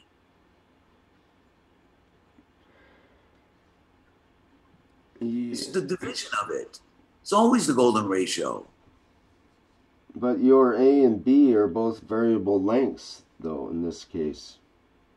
It can be any... that's why you don't put a number. That's why they use a letter, because you can put any number there. But your ratios are going to be way different. If you're, for example, what about the one that vibrates in the center of all this, the center part of the string? where both parts are equal. A equals B then. So you have 2 over 1 is the ratio. That's right. Not 1.61, etc. No, that's right. That's right. So it's not the phi. It's not the golden ratio. You think the golden ratio only applies to this particular mathematical formula where a square into a rectangle. So if it's not that mathematical formula absolute value, it's not the golden ratio. But this is the golden ratio. And this is the application of the golden ratio in this configuration. But this is, if this is 1 plus 1, then that means I have a cycle of 2 cycles on either side. And then the length of the vibration rate of the whole is dividing 1 from that. So it's 2 cycles, 2 cycles. It's 4 cycles. The length is 2 cycles.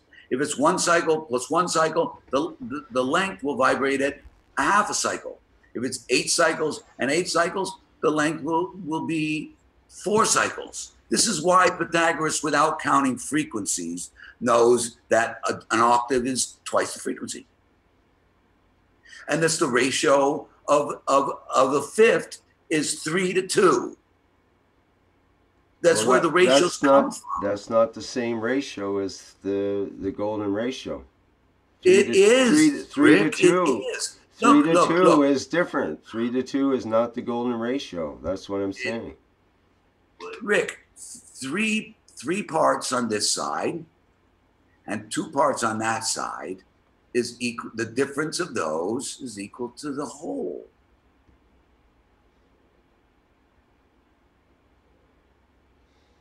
It's all the golden ratio.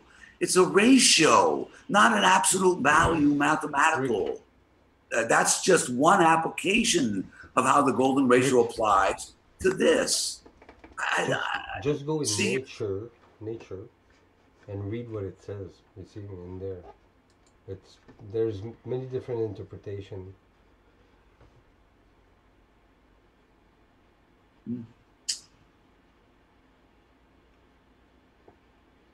Want to talk about yes, read where it says there, arrangement of parts such as these. There's a thing there that says it outright, that it's a ratio that applies to any measurement where A plus B over C. It's not over C. It's over A. Well, over A. It's over A. That's right. It's not C. A is A. You can't change A to C and call it the golden ratio. Okay. Okay. A plus A over, or A plus B over A. A plus B over A always is the golden ratio. It's not. Boy, okay. A equals 1 and B equals 1, and they're over 1, then you have 2. 2 is not the same ratio as 1.618. That is where I have a difference. And then you say it's 3 and 2. It's only the ratio. It's the ratio of a square in a rectangle. It only applies to this particular measurement. It's fixed. No, it applies to, for example, the way a spiral goes. This spiral shape, for example, which is way different than the spiral you showed with the octaves, which is a regular spiral. No, it's the exact same spiral. No, this is a different spiral. Yeah, this is like an Archimedes spiral or whatever. It's got the golden ratio built into the spiral.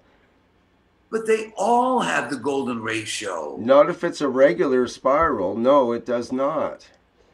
What do you mean a regular spiral? Like the one that Mr. Chen showed us. That's a regular spiral. It's got an even distance all the way around. It's not a regular spiral. It's a spiral that I drew where I didn't follow the golden ratio, because you see, if I follow the actual opening up expansion of the fields the way I showed you in the Flower of Life, it only goes out 4 layers. You see how big this Fibonacci sequence is?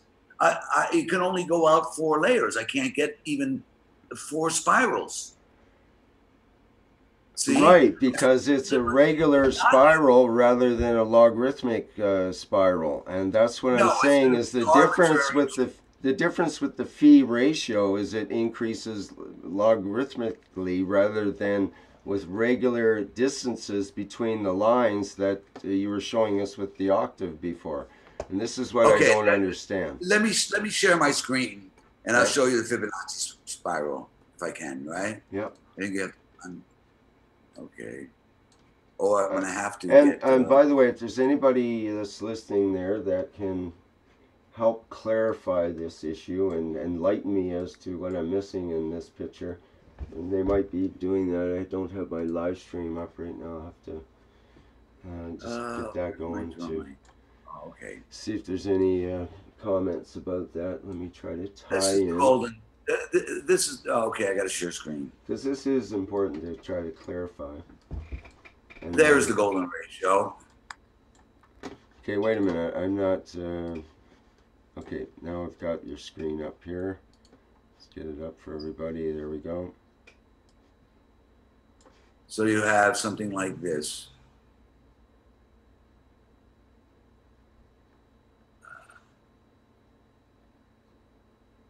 That's the golden ratio. Same ratio. See it?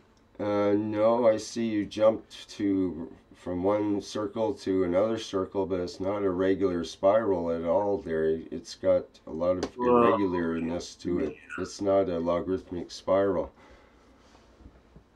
I can't see how you get a logarithmic spiral by connecting the dots on this figure. Maybe it's possible, but it doesn't seem like it.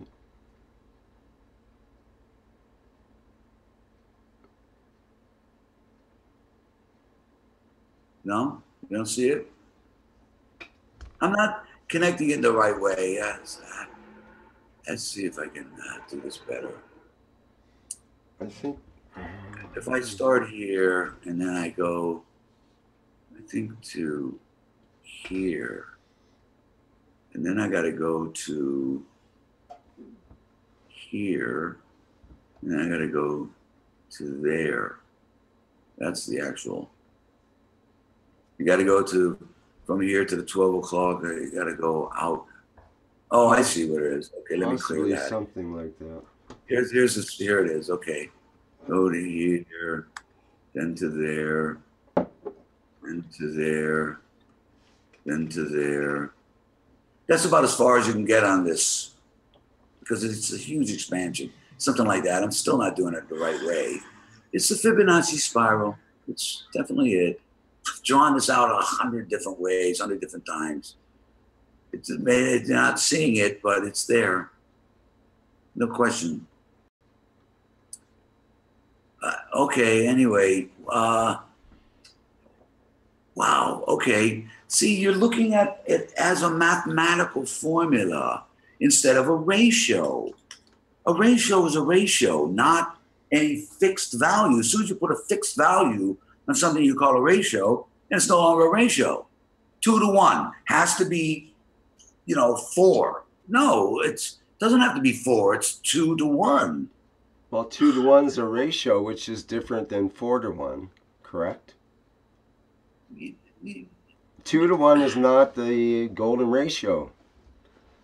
3 to 1 is not the golden ratio. 10 to 1 is not the golden ratio. Okay. It's not 1.6111, whatever. Well, that's the golden ratio. No, that's the whole thing about it. That's using the ratio to measure a square in a rectangle. It only applies to it applies to plants. It applies to petals on a plant. It applies to a pentagon. It applies to certain things in triangles, all in this article here.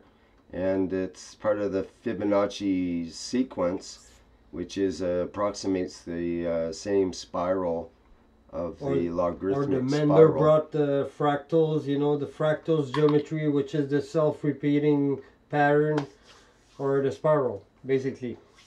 It's all linked. But a Fibonacci the golden ratio is the perfect equation, and the Fibonacci is the best way nature replicate that perfection. Basically, Through doubling. It's through Is through it doubling? using itself. It's Okay, this is the common thing that we probably It's have to 1 connect, plus that I need 1. to connect here. equal 2, and then you use 2 and the 1, which give you 3, and then you That's- use the 2 and the 3, it'll give you 5. Yeah, that's And what then the I'm 3 kinda and the missing. 5. I'm missing that. So you somehow always with, use the one, not the like, whole. if we but- could connect what you're saying, Mario, with the way nature works with this doubling process, and the way that adds up, maybe we can make the connection between the two, because the way nature works is the same as the way the octaves work. Correct? Isn't that the basic the way the idea that nature, we're at here? the way nature works is the harmonic overtone series is natural. It's the same spiral. Everything's based on that. A conch shell and the harmonic overtones on a string have to be the same ratios. It's you guys who are looking at the matter measurement and not the vibration measurement. You're saying it physically is 2 times 3, or 2 plus 1 plus 1 plus 2 plus 1 plus 3 plus 2 plus 5. It No. physically can be represented in that way. But when you're measuring energies, that does not really give you the correct ratios. Well, I'm talking about same- say something like the growth of cells, or the growth of life, the way life grows. If we start off with one cell, like you were saying, Guy, I think it's the same thing, right? The one cell splits off into 2 cells, but then or the one cell splits off into another cell, which gives you 2. The 2 then split off into 2 more each, which are 4 there, plus the 2 original, which makes it 6, and so on. the There's exponential, which become exponential. It's really there's a curve to it. right, yeah. There's more of a curve to it. It's Well, it'll be a Fibonacci. It'll be the harmonic overtone, because everything is that. This is what I'm saying. You're not realizing that all of these mathematical formulas that we use now didn't exist before the Greeks. They did not use the measurements of this 1.611, whatever it is. They used the division of a string. Same as they used a compass. That's what they used. The Greeks used a monochord to get those mathematical formulas. They're not measuring the physical difference. We are.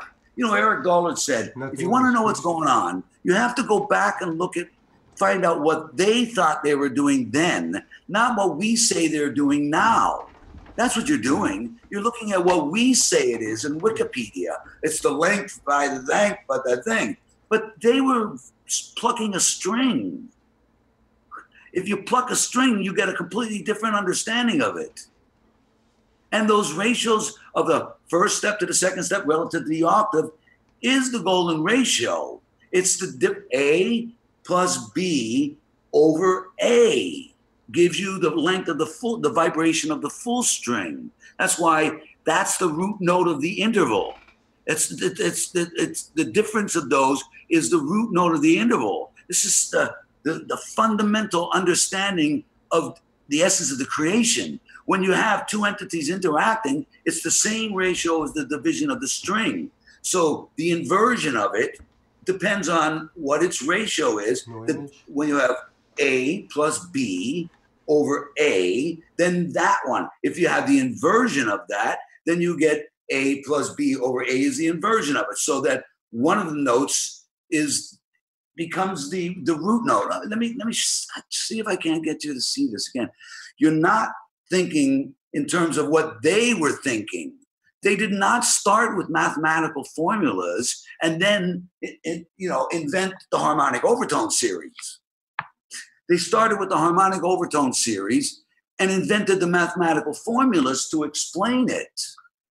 And that's where the golden ratio comes from. When they were building the Parthenon, they were building a harmonic resonance chamber. The pyramids are based on the same ratios. It's harmony. They believed in the music of the spheres, not a mathematical formula called 1.611. That has no relevance. That's a result of the understanding. Look, again, if I have a string here, I got to do that better. I have a length of string. When if I want to, well, am I getting the wrong thing here? Okay. This is actually half of the length of the string, because the string actually goes all the way out to there. When I have these, here's a G, here's a B. Now, I'm not sure if I can do this right. The interval from here to here, we call it A to B. The inversion of that, we call it B to A. So A to B is 2 letters a second. B, C, D, E, F, G, A, we call it a seventh. Okay?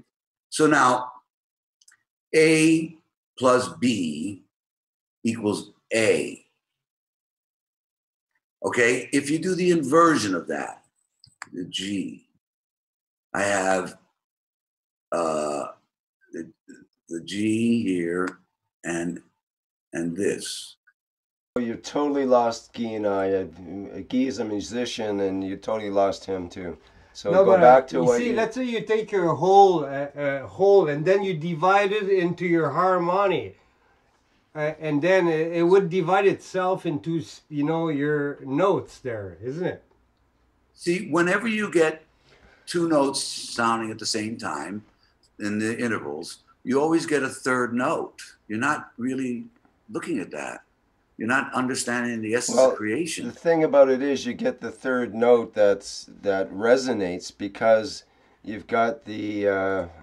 But the third one is in the harmonic with the you've got because there's a loop here and here and here and here.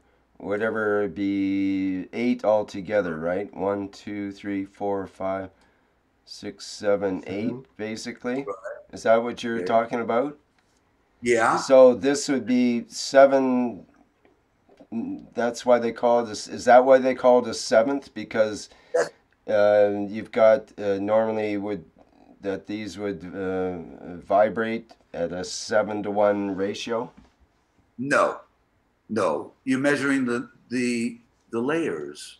This is actually, if this is A, and this is G, and this is F, and this is E. Well, then you totally lost me again. I don't know what you're talking about there.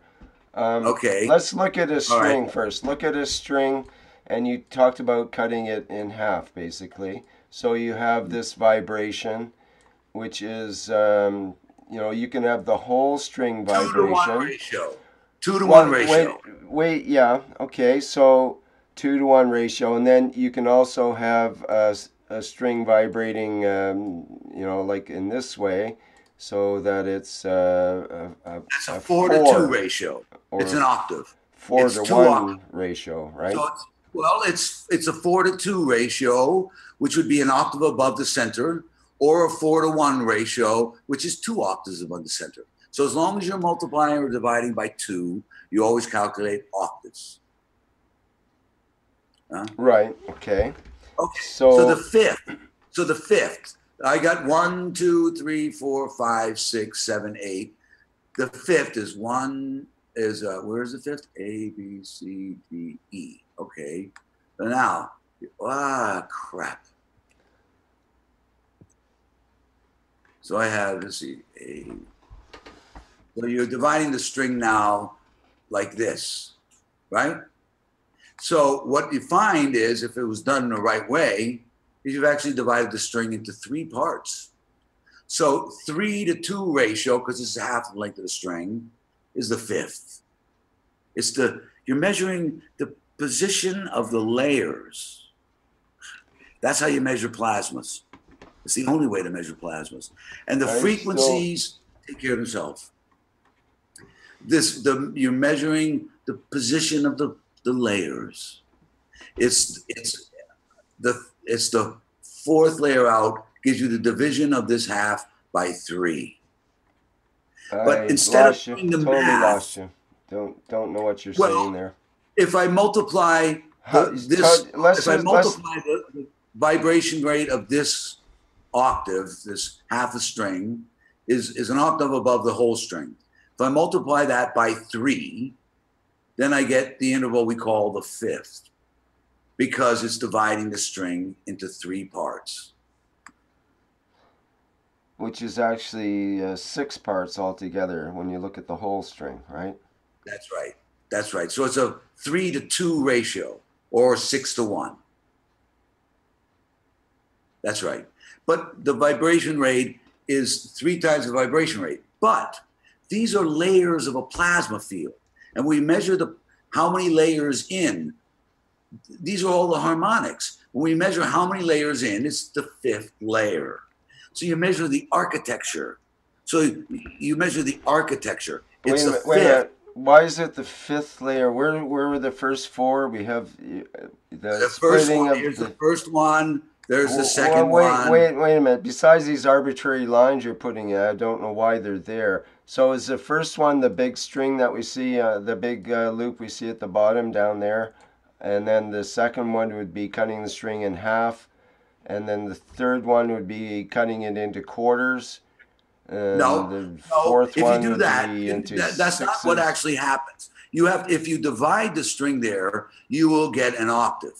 But there are the field itself, if you just pluck the whole length of string, you get this.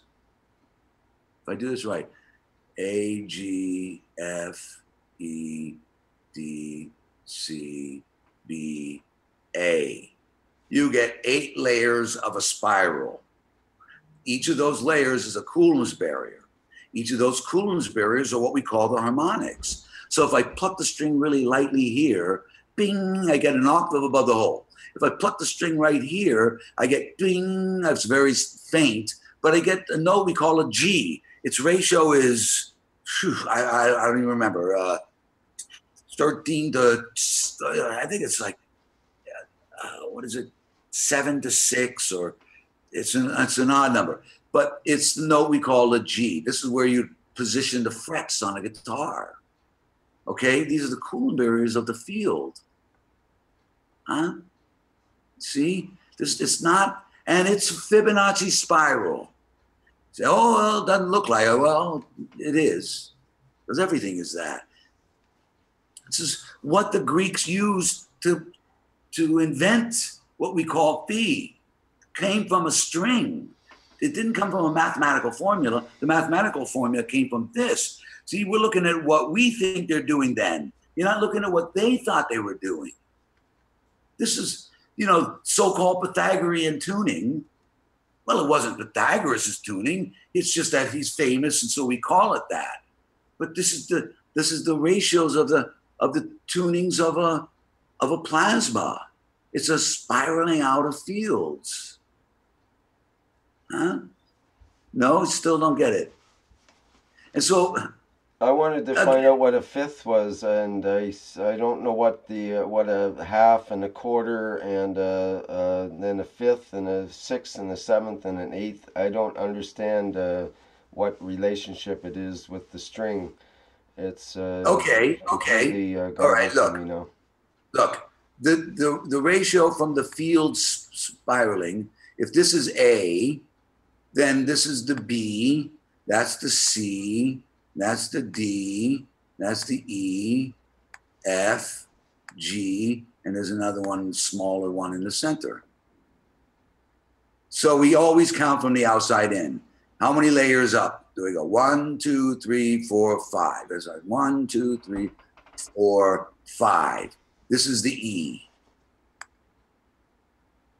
If you count from the inside out, 1, 2, 3, 4. So it's a fourth lower than this note, a fifth higher than that note. It's actually a division times 3, but where you put the, when you divide the string, you're measuring it from here to here. So it's a fifth, it's inversions of fourth. If you pinch the string off here and you had it pinched off here, you pluck it here, you hear a fifth, plug it here, you hear a fourth. That's the real golden ratio. And it's the measurement of the vibrations. See, we need to measure energy, not physicality. I can change the length of the string and tighten it up and get the same ratios and it looks completely different. How? Because it's the energy, not the physicality.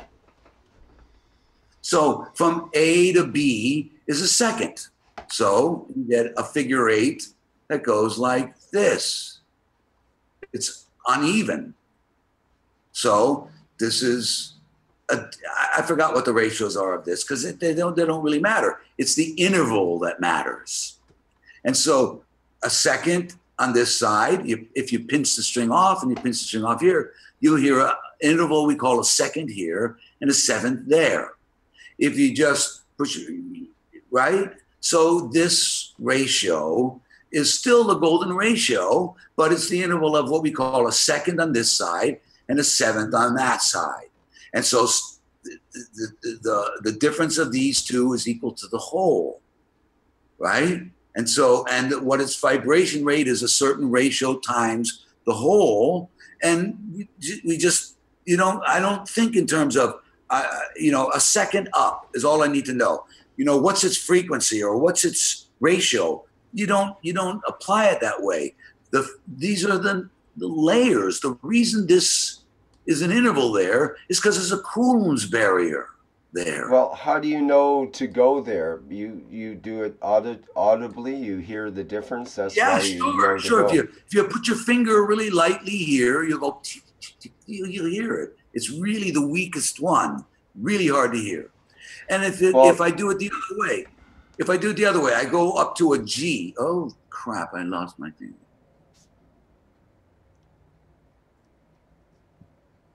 If I go the other way, if I go to the G layer, I go the other way, then that's a seventh and that's a second. So I pluck the string here, I'll hear an interval of a second. And if I pluck the string here, I'll hear the interval of a second. And they're all based on the ratio from this fundamental. Because it's the frequency. You can actually put your finger over there, ping, hear a G, ping, hear an F, ping, hear an E, ping, hear a D, and so on. Now, that's right, where they got those numbers from. And it's a complicated math that you can't use.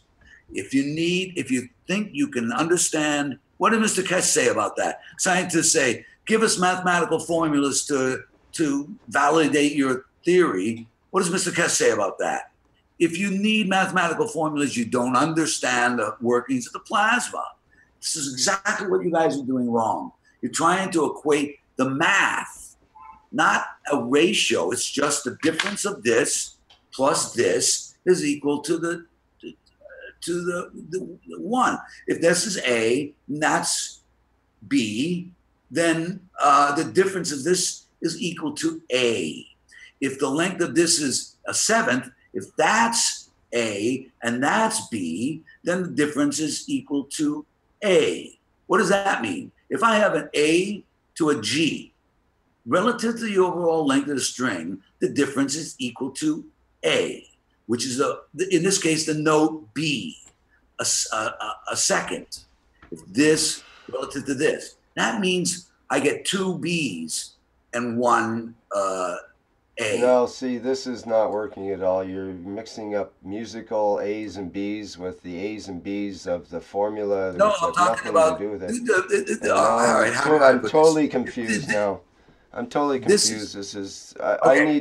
I think I need to educate myself about the Fibonacci sequence and how it relates to music and how all that relates. I need to educate myself because I'm getting nowhere with this, actually, Mario, and I just Well, don't if understand. you try to use mathematics to understand I'm this, not wanting to use mathematics. I'm willing to use proportions and relative, well, it is a proportions. proportion. It Well, is proportions, yes, Rick. and we're Look, working with try again. all these Look, different if I proportions. have this, uh, this, this is a seventh, A seventh and of what? A seventh of the distance of the string? no. A seventh of what then? What do you mean a seventh? Where Okay. was the first, second, third, fourth, fifth, and sixth? And now Okay. we're All right. show me them. Show me the first, Counting second, third, Coulomb's fourth, fifth, barriers, and Rick. sixth and seventh. I'm counting. Listen, I'm counting the Coulomb's barriers. I'm counting the Coulomb's barriers. No, Those are it's the energy fields. So if this is one energy field, there's another Coulomb's barrier. 1, 2, 3, 4. Well, this is way out.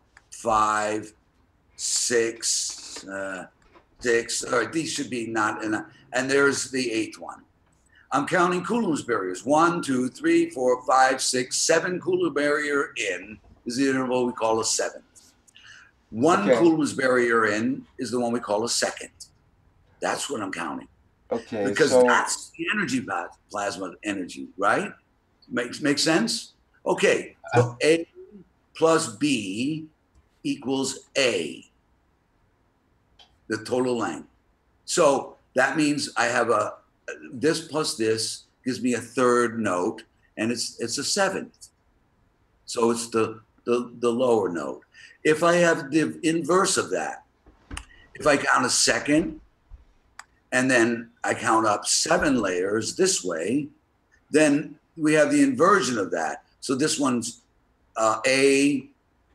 Well, no, you got to go the other way around. A plus B if you're doing the inversion. So if I count like this, A plus B equals A.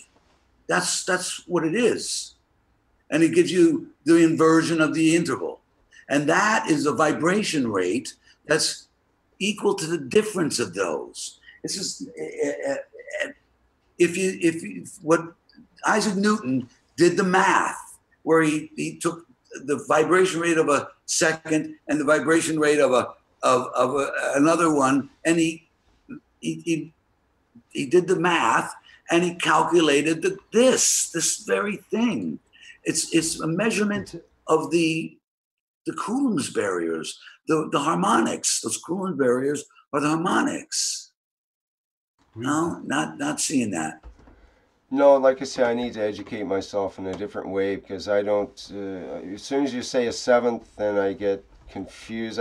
If the string is divided in equal parts, but you're not saying. Not equal. Well, Not that's equal. what you're saying. They're not equal parts, but all the vibration of strings is based on equal parts. That's what I'm saying. No, you take your string, you divide it in half, you have that note, and then there's if it's in 4, that's also a resonant harmonic of it's an octave difference. The string vibrates in 4 places instead of 2. But the divisions are divided, but you're not dividing by 3. And you're not Well, dividing yes, you can have a string divided into 3 parts, right? Like that. Right. That's right. Okay. And so the difference. Or you could have it in 5 parts. Is that a right. fifth? That would be a third. Wait a minute. So 5 parts is a third, but 3 parts is right. what? What's 3 parts then? It's a fifth. Oh my God! So that's why I'm totally friggin' confused because yeah, I do. Can I say something? Yes, please. For me, that I understand everything. For me, just is something irritating, and that's you are speaking about notes which our ears can hear, and that's a special frequency area which we can hear. But there are other sounds, which humans cannot hear because they have another frequency area. And yeah, that's right. Of course, it applies to everything. Physicality. Well, the thing about it, we're not talking about frequency here. We're talking about ratios. We're talking about taking any string. It can be a centimeter long. It can be 2 miles long. It doesn't really matter. The idea is that the whole string can vibrate, or a resonant frequency. It can be half the string can vibrate, so that both halves are vibrating, like more like this actually. They each vibrate. There's a node in the middle which doesn't actually vibrate, right? Then no, it's the central core, Rick. It's the central core. That's an opening a hole into the universe. It's a living entity. It's literally a field coming out. It's a flower of life. It's doing this.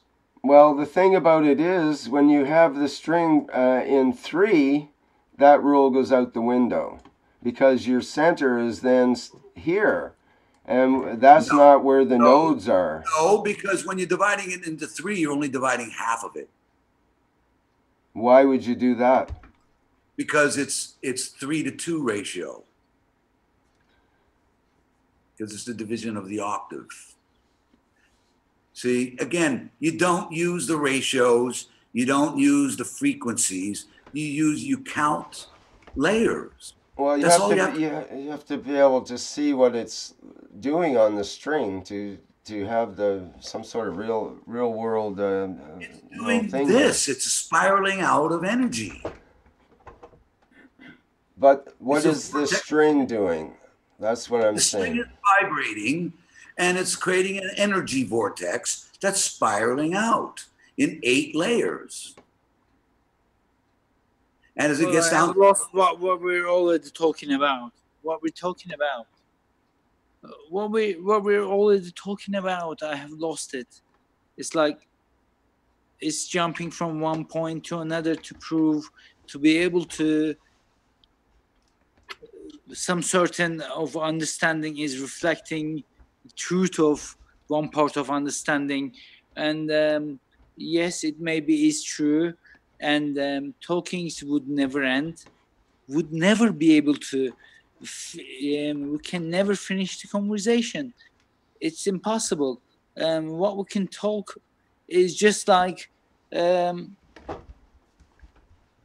don't think any the understanding of the notes, but unless we can play something that resembles of all this understanding and just gives out all the joy, yeah, that's when we can actually talk about it in a very big joy. That's what I think.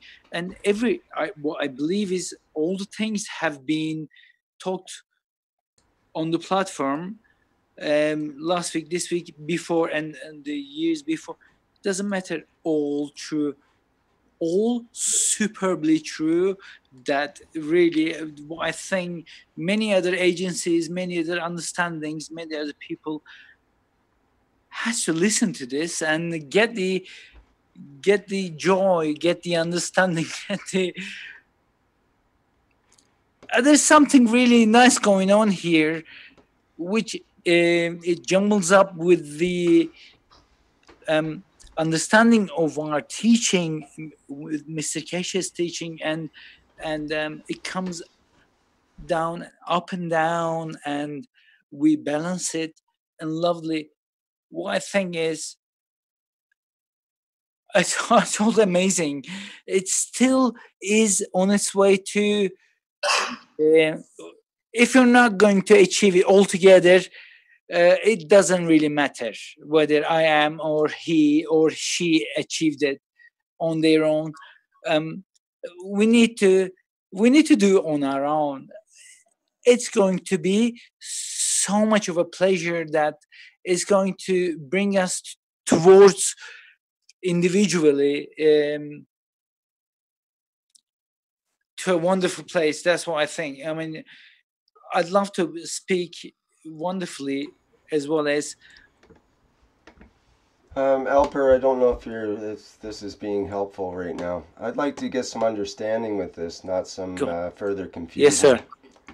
Yeah, Rick. I simply wanted to see what the string was doing when you're talking about a seventh, and why it's called a seventh instead of a sixth or fifth because or an eighth. because you're not measuring frequencies, and what you're measuring is, look, are you measuring a seventh of the string? No. What is this? You're measuring the harmonics. The seventh. All right, look. Harmonic. All right, let me do something here. But you just have these. No. Look. Let me try this again.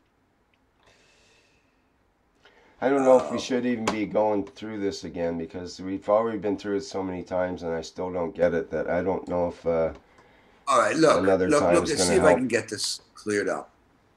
How many do I have? 1, 2, 3, 4, 5, 6, 7. Need one more.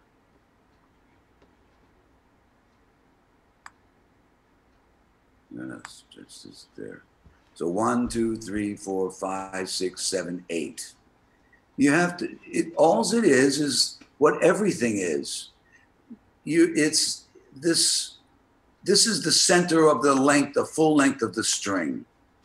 So this field is doing this. It's going like this, like this, like this, like this, like this, and there, and there. Okay, it's done badly. But you see, the ratios of this spreading out of these layers are actually Coulomb's barriers. So you don't measure, you're measuring how many Coulomb's barriers in it is. If this is the first Coulomb's barrier, 1, 2, 3, 4, 5. That's the fifth Coulomb's barrier. That's the interval we call a fifth. If this is the second Coulomb's barrier, we call it a second. That's the third, call it a third. That's the fourth, sixth, seventh, eighth, the center one. Okay? That's what we're counting. We don't care about frequencies. We don't care about how it's dividing the string and how many multiples of the vibrations it is. We don't care about that. We only care about the interval. So what is a Coulomb barrier? What? What is a Coulomb barrier that you have so many there? Oh, it's this. It's the flower of life. No. What is a Coulomb barrier? What do you mean? Look up the definition, please.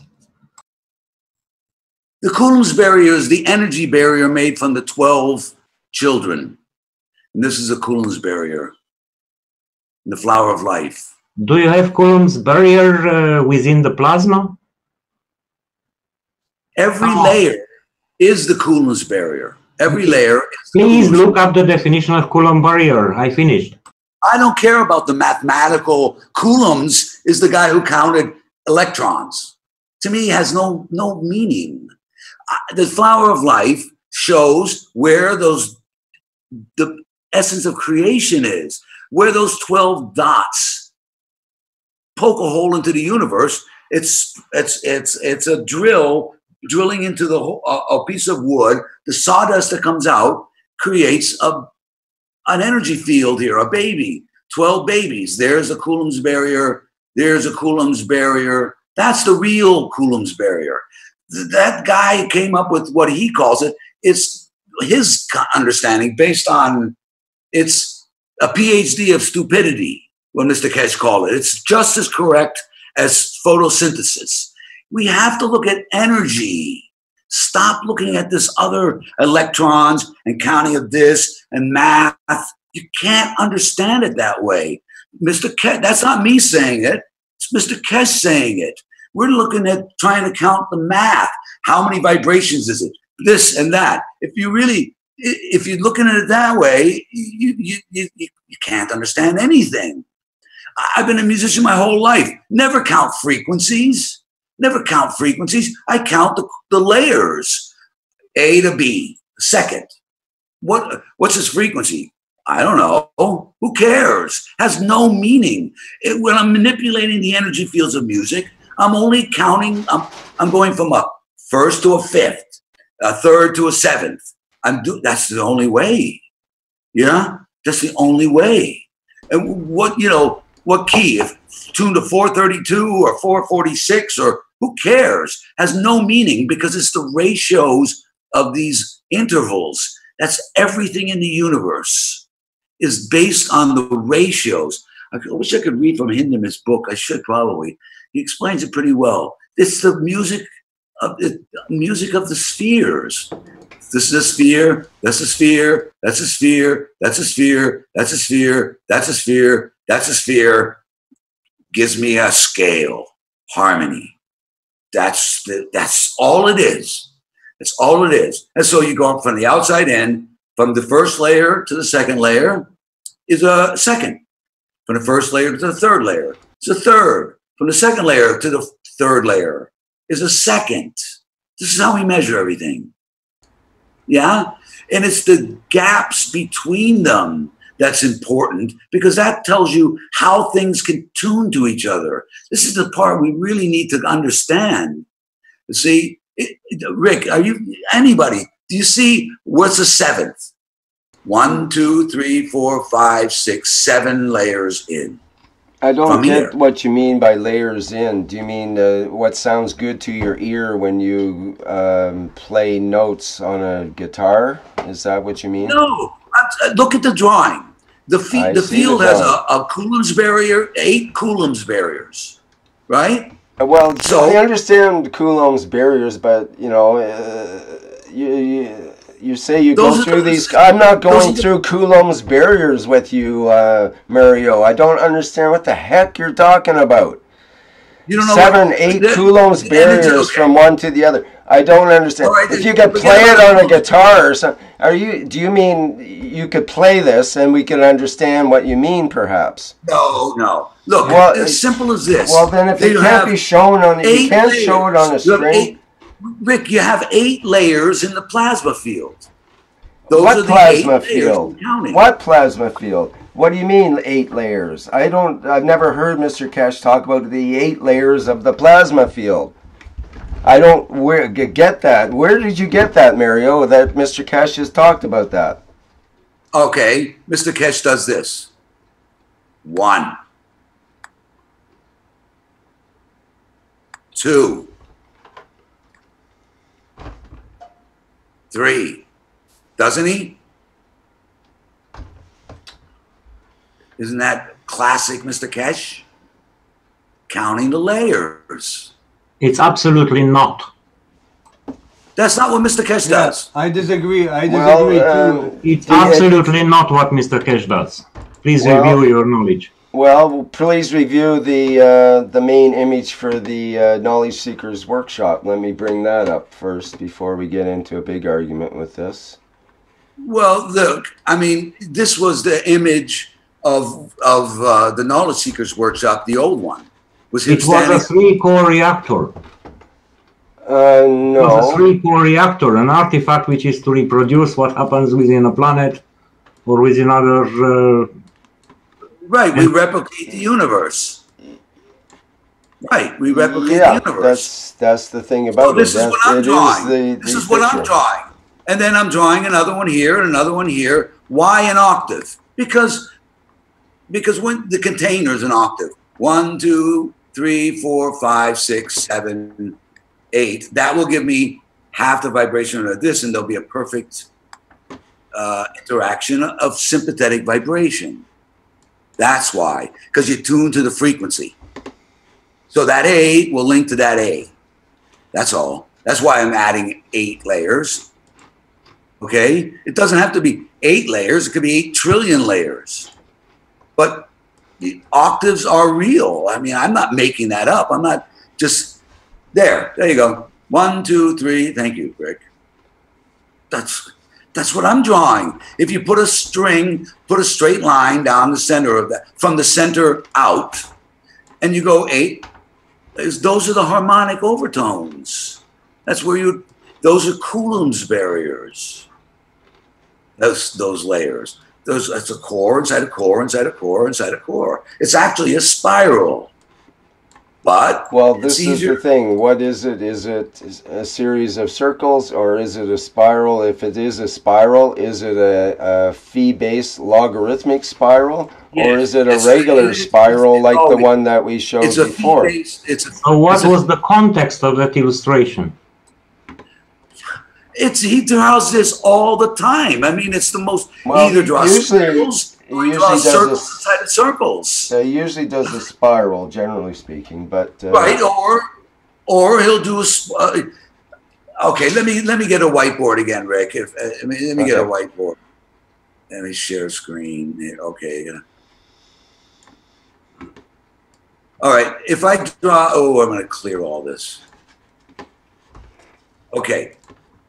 If I draw a spiral, I'm just going to do a few turns. One more. Could I barge in a bit here? Well, let me just finish this. See, there'll be another spiral, but it's really hard to draw. All right, maybe I can do it like this. Magnetic and gravitational. Really hard to draw. I'm not doing this very well. Why are they going in a different direction? Are you inspired by Dan Winter? Magnetic and gravitational.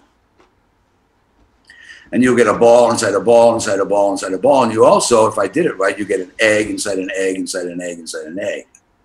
It's like exactly what Mr. Keshe said. This is an egg inside an egg inside an egg inside an egg. See how the egg always has, this should be really butted up against this one here. It should be like there. The yolk is always off to one side. But basically you get a ball inside a ball inside a ball because the fields are crossing. One going in one direction. Another way you could do it is like this. We see it in the sunflower.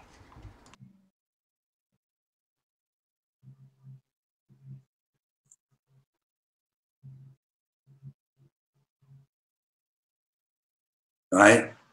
A ball inside a ball inside a ball inside a ball. It's the Fibonacci spiral ratios in magnetic and gravitational.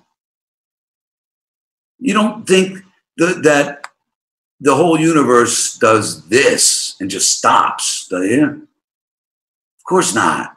It's actually, well, it's an artery and then there's a vein. I mean, you can't just, I mean, okay, anyway, you see, and so now if I take a string and I have it tied off from here to here, then there's my A, ping. This one maybe is my G, ping. There's my F, ping. There's my E. There's my D. There's my C. And there's my A out there. If I do it from the bottom, A, G, F. Well, it's really E, D, C, B, A. So A, B, C, D, E, F, G, A. What? So Mr. Keshe does it the way the Greeks did, from the inside out. But we always do it from the outside in. So A, B, C. It's a third. Counting the layers. You see, Rick, now? I'm counting the layers of the fields. A fourth. A, B, C, D. That's a fourth. Now, this will have a certain vibration rate relative to this. Okay? So it's the interval we call a fourth. What's the ratio of it and all that? Well, if you want to figure that out, okay, but it's just confusing math. Doesn't matter. Whatever the spiral size is, the ratios are always the same, no matter what. However, well, right?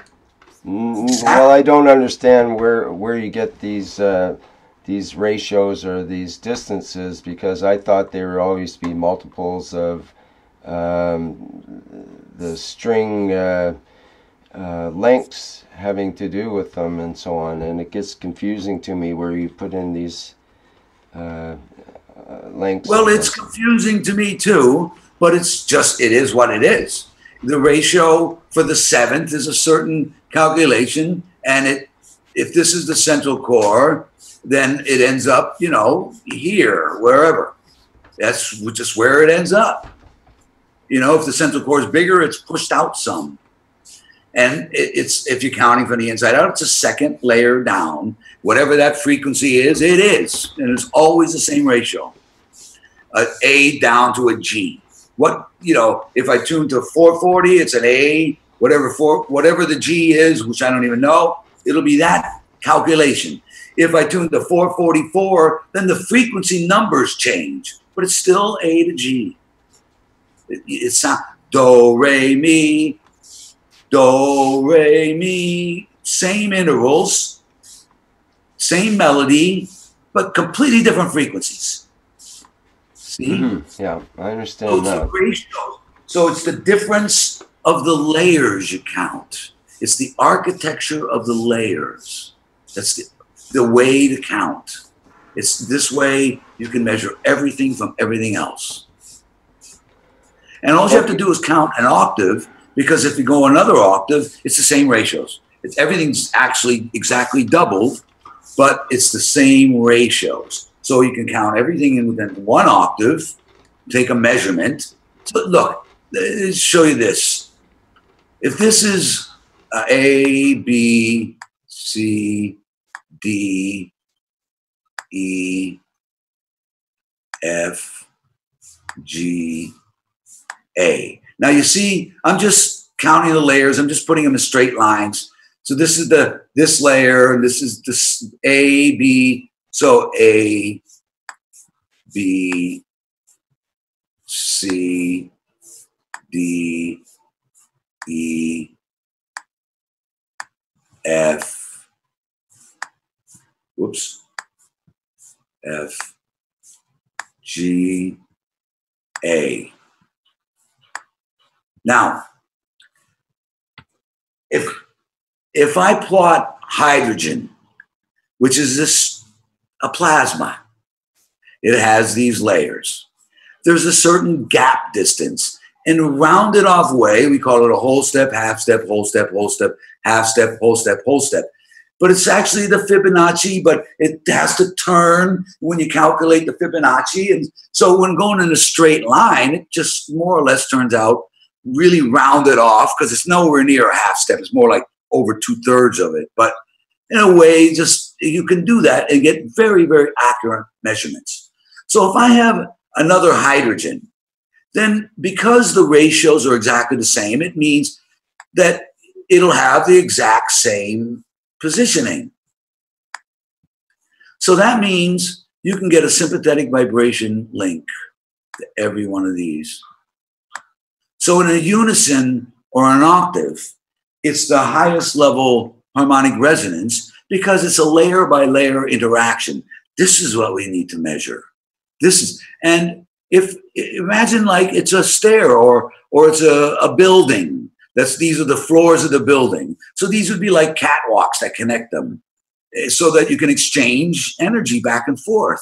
This is how it works. It's actually one layer connecting. It's this layer actually doing one of these, and this layer doing one of these, and so on. And in a unison or an octave. So if I have a hydrogen and another hydrogen atom, here's what's interesting. The way I calculated, which may not be the correct positioning, but this understanding has to be correct. It's impossible the sympathetic vibration and harmonic resonance is not a function of workings of the plasma, to me. I mean, I've literally plucked a steel string and made nylon plastic strings vibrate, or their positioning, or wood. If that's not what Mr. Keshe says about tuning into a frequency, and you can make a magnet for wood, well, then somebody's going to have to explain what this phenomenon is, if that's not a function of the plasma. Plus the fact that whenever you have two notes interacting, like over here, this is a hole in the universe. What does that mean? A baby.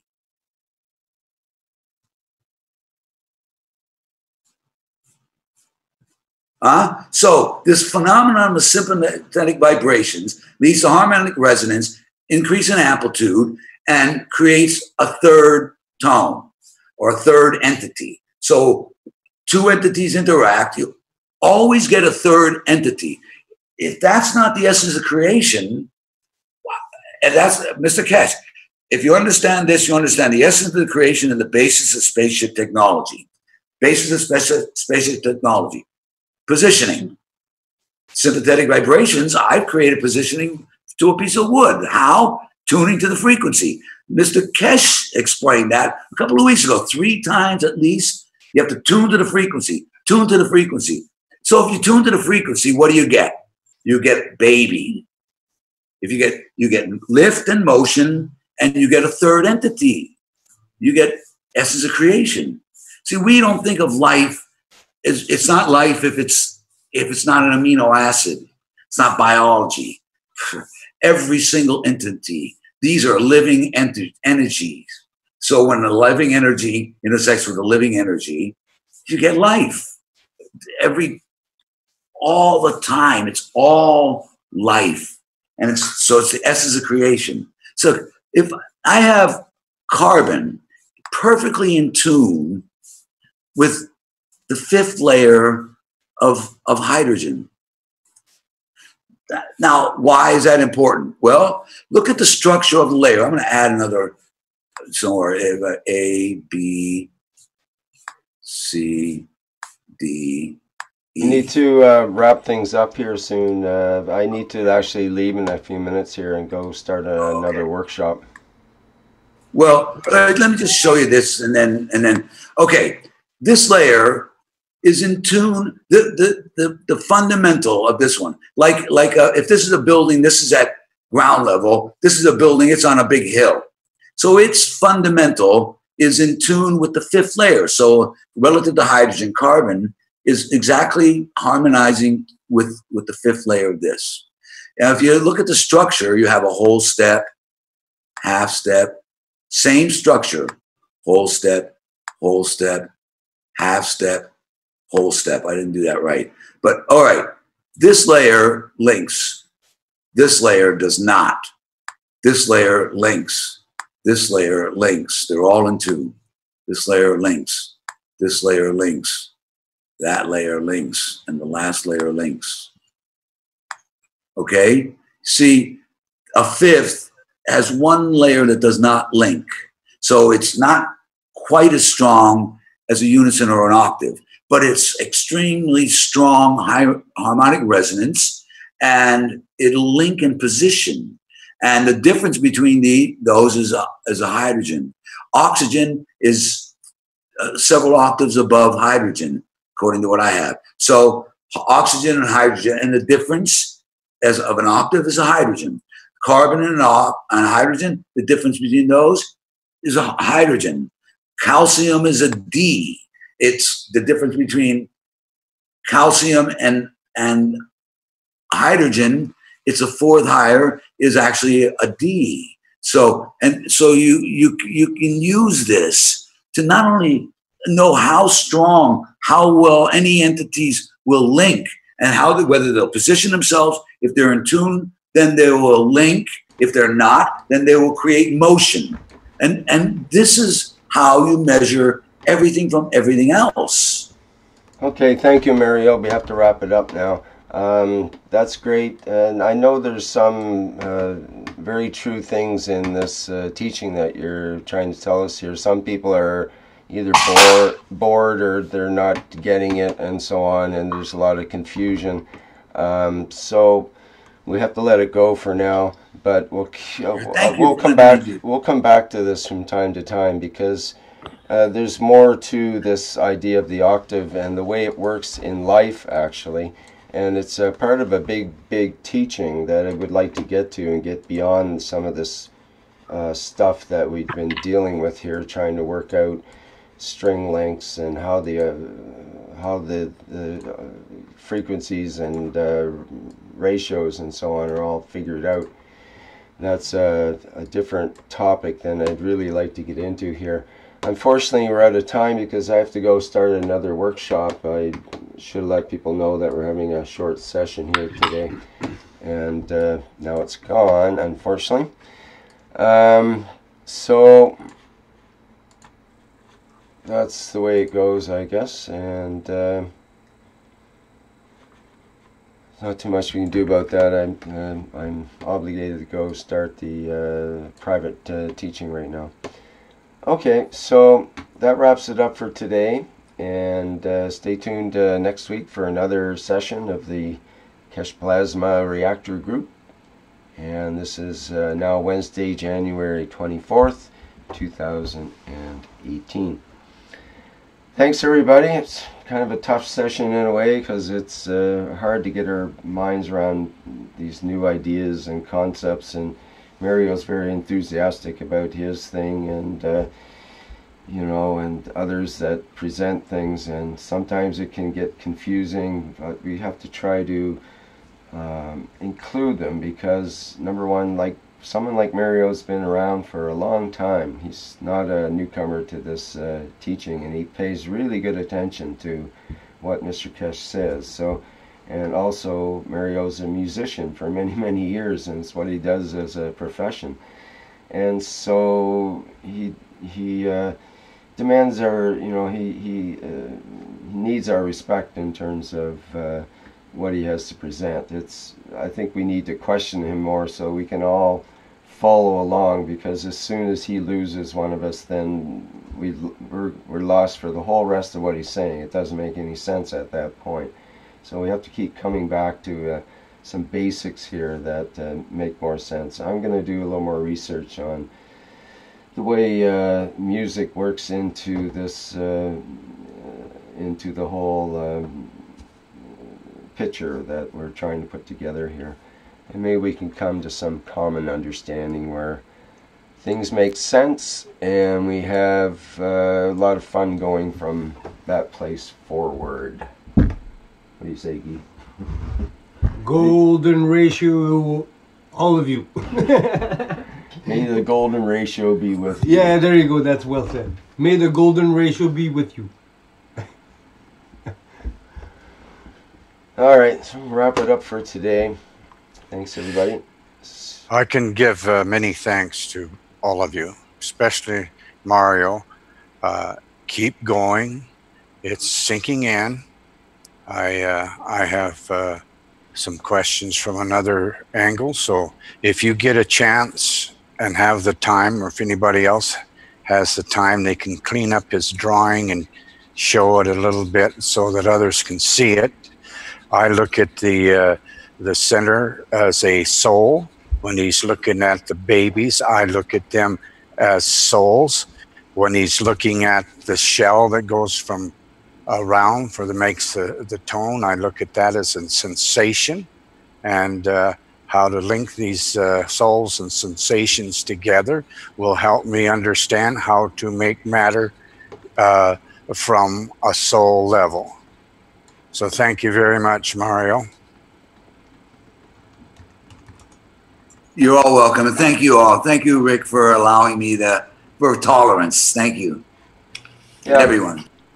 Thank you, Mario. I have learned too much thing, but I understand about 1/4. But I try to learn more and more about this one. It's very interesting. Thank you, Mario. Okay, one last thing. Alper, you're no longer invited to the workshop here. I don't like your comments here. You're being very condescending to Mario, actually, and you didn't even you know, give him that space. So sorry, I don't go with your comments, and you're no longer an invitee here, let's say. You'll have to go and look on the live stream, I guess, or something like that. Too bad. You blew your chance, buddy. Okay, that's it for today. Thanks, everybody. Bye for now. I have to go.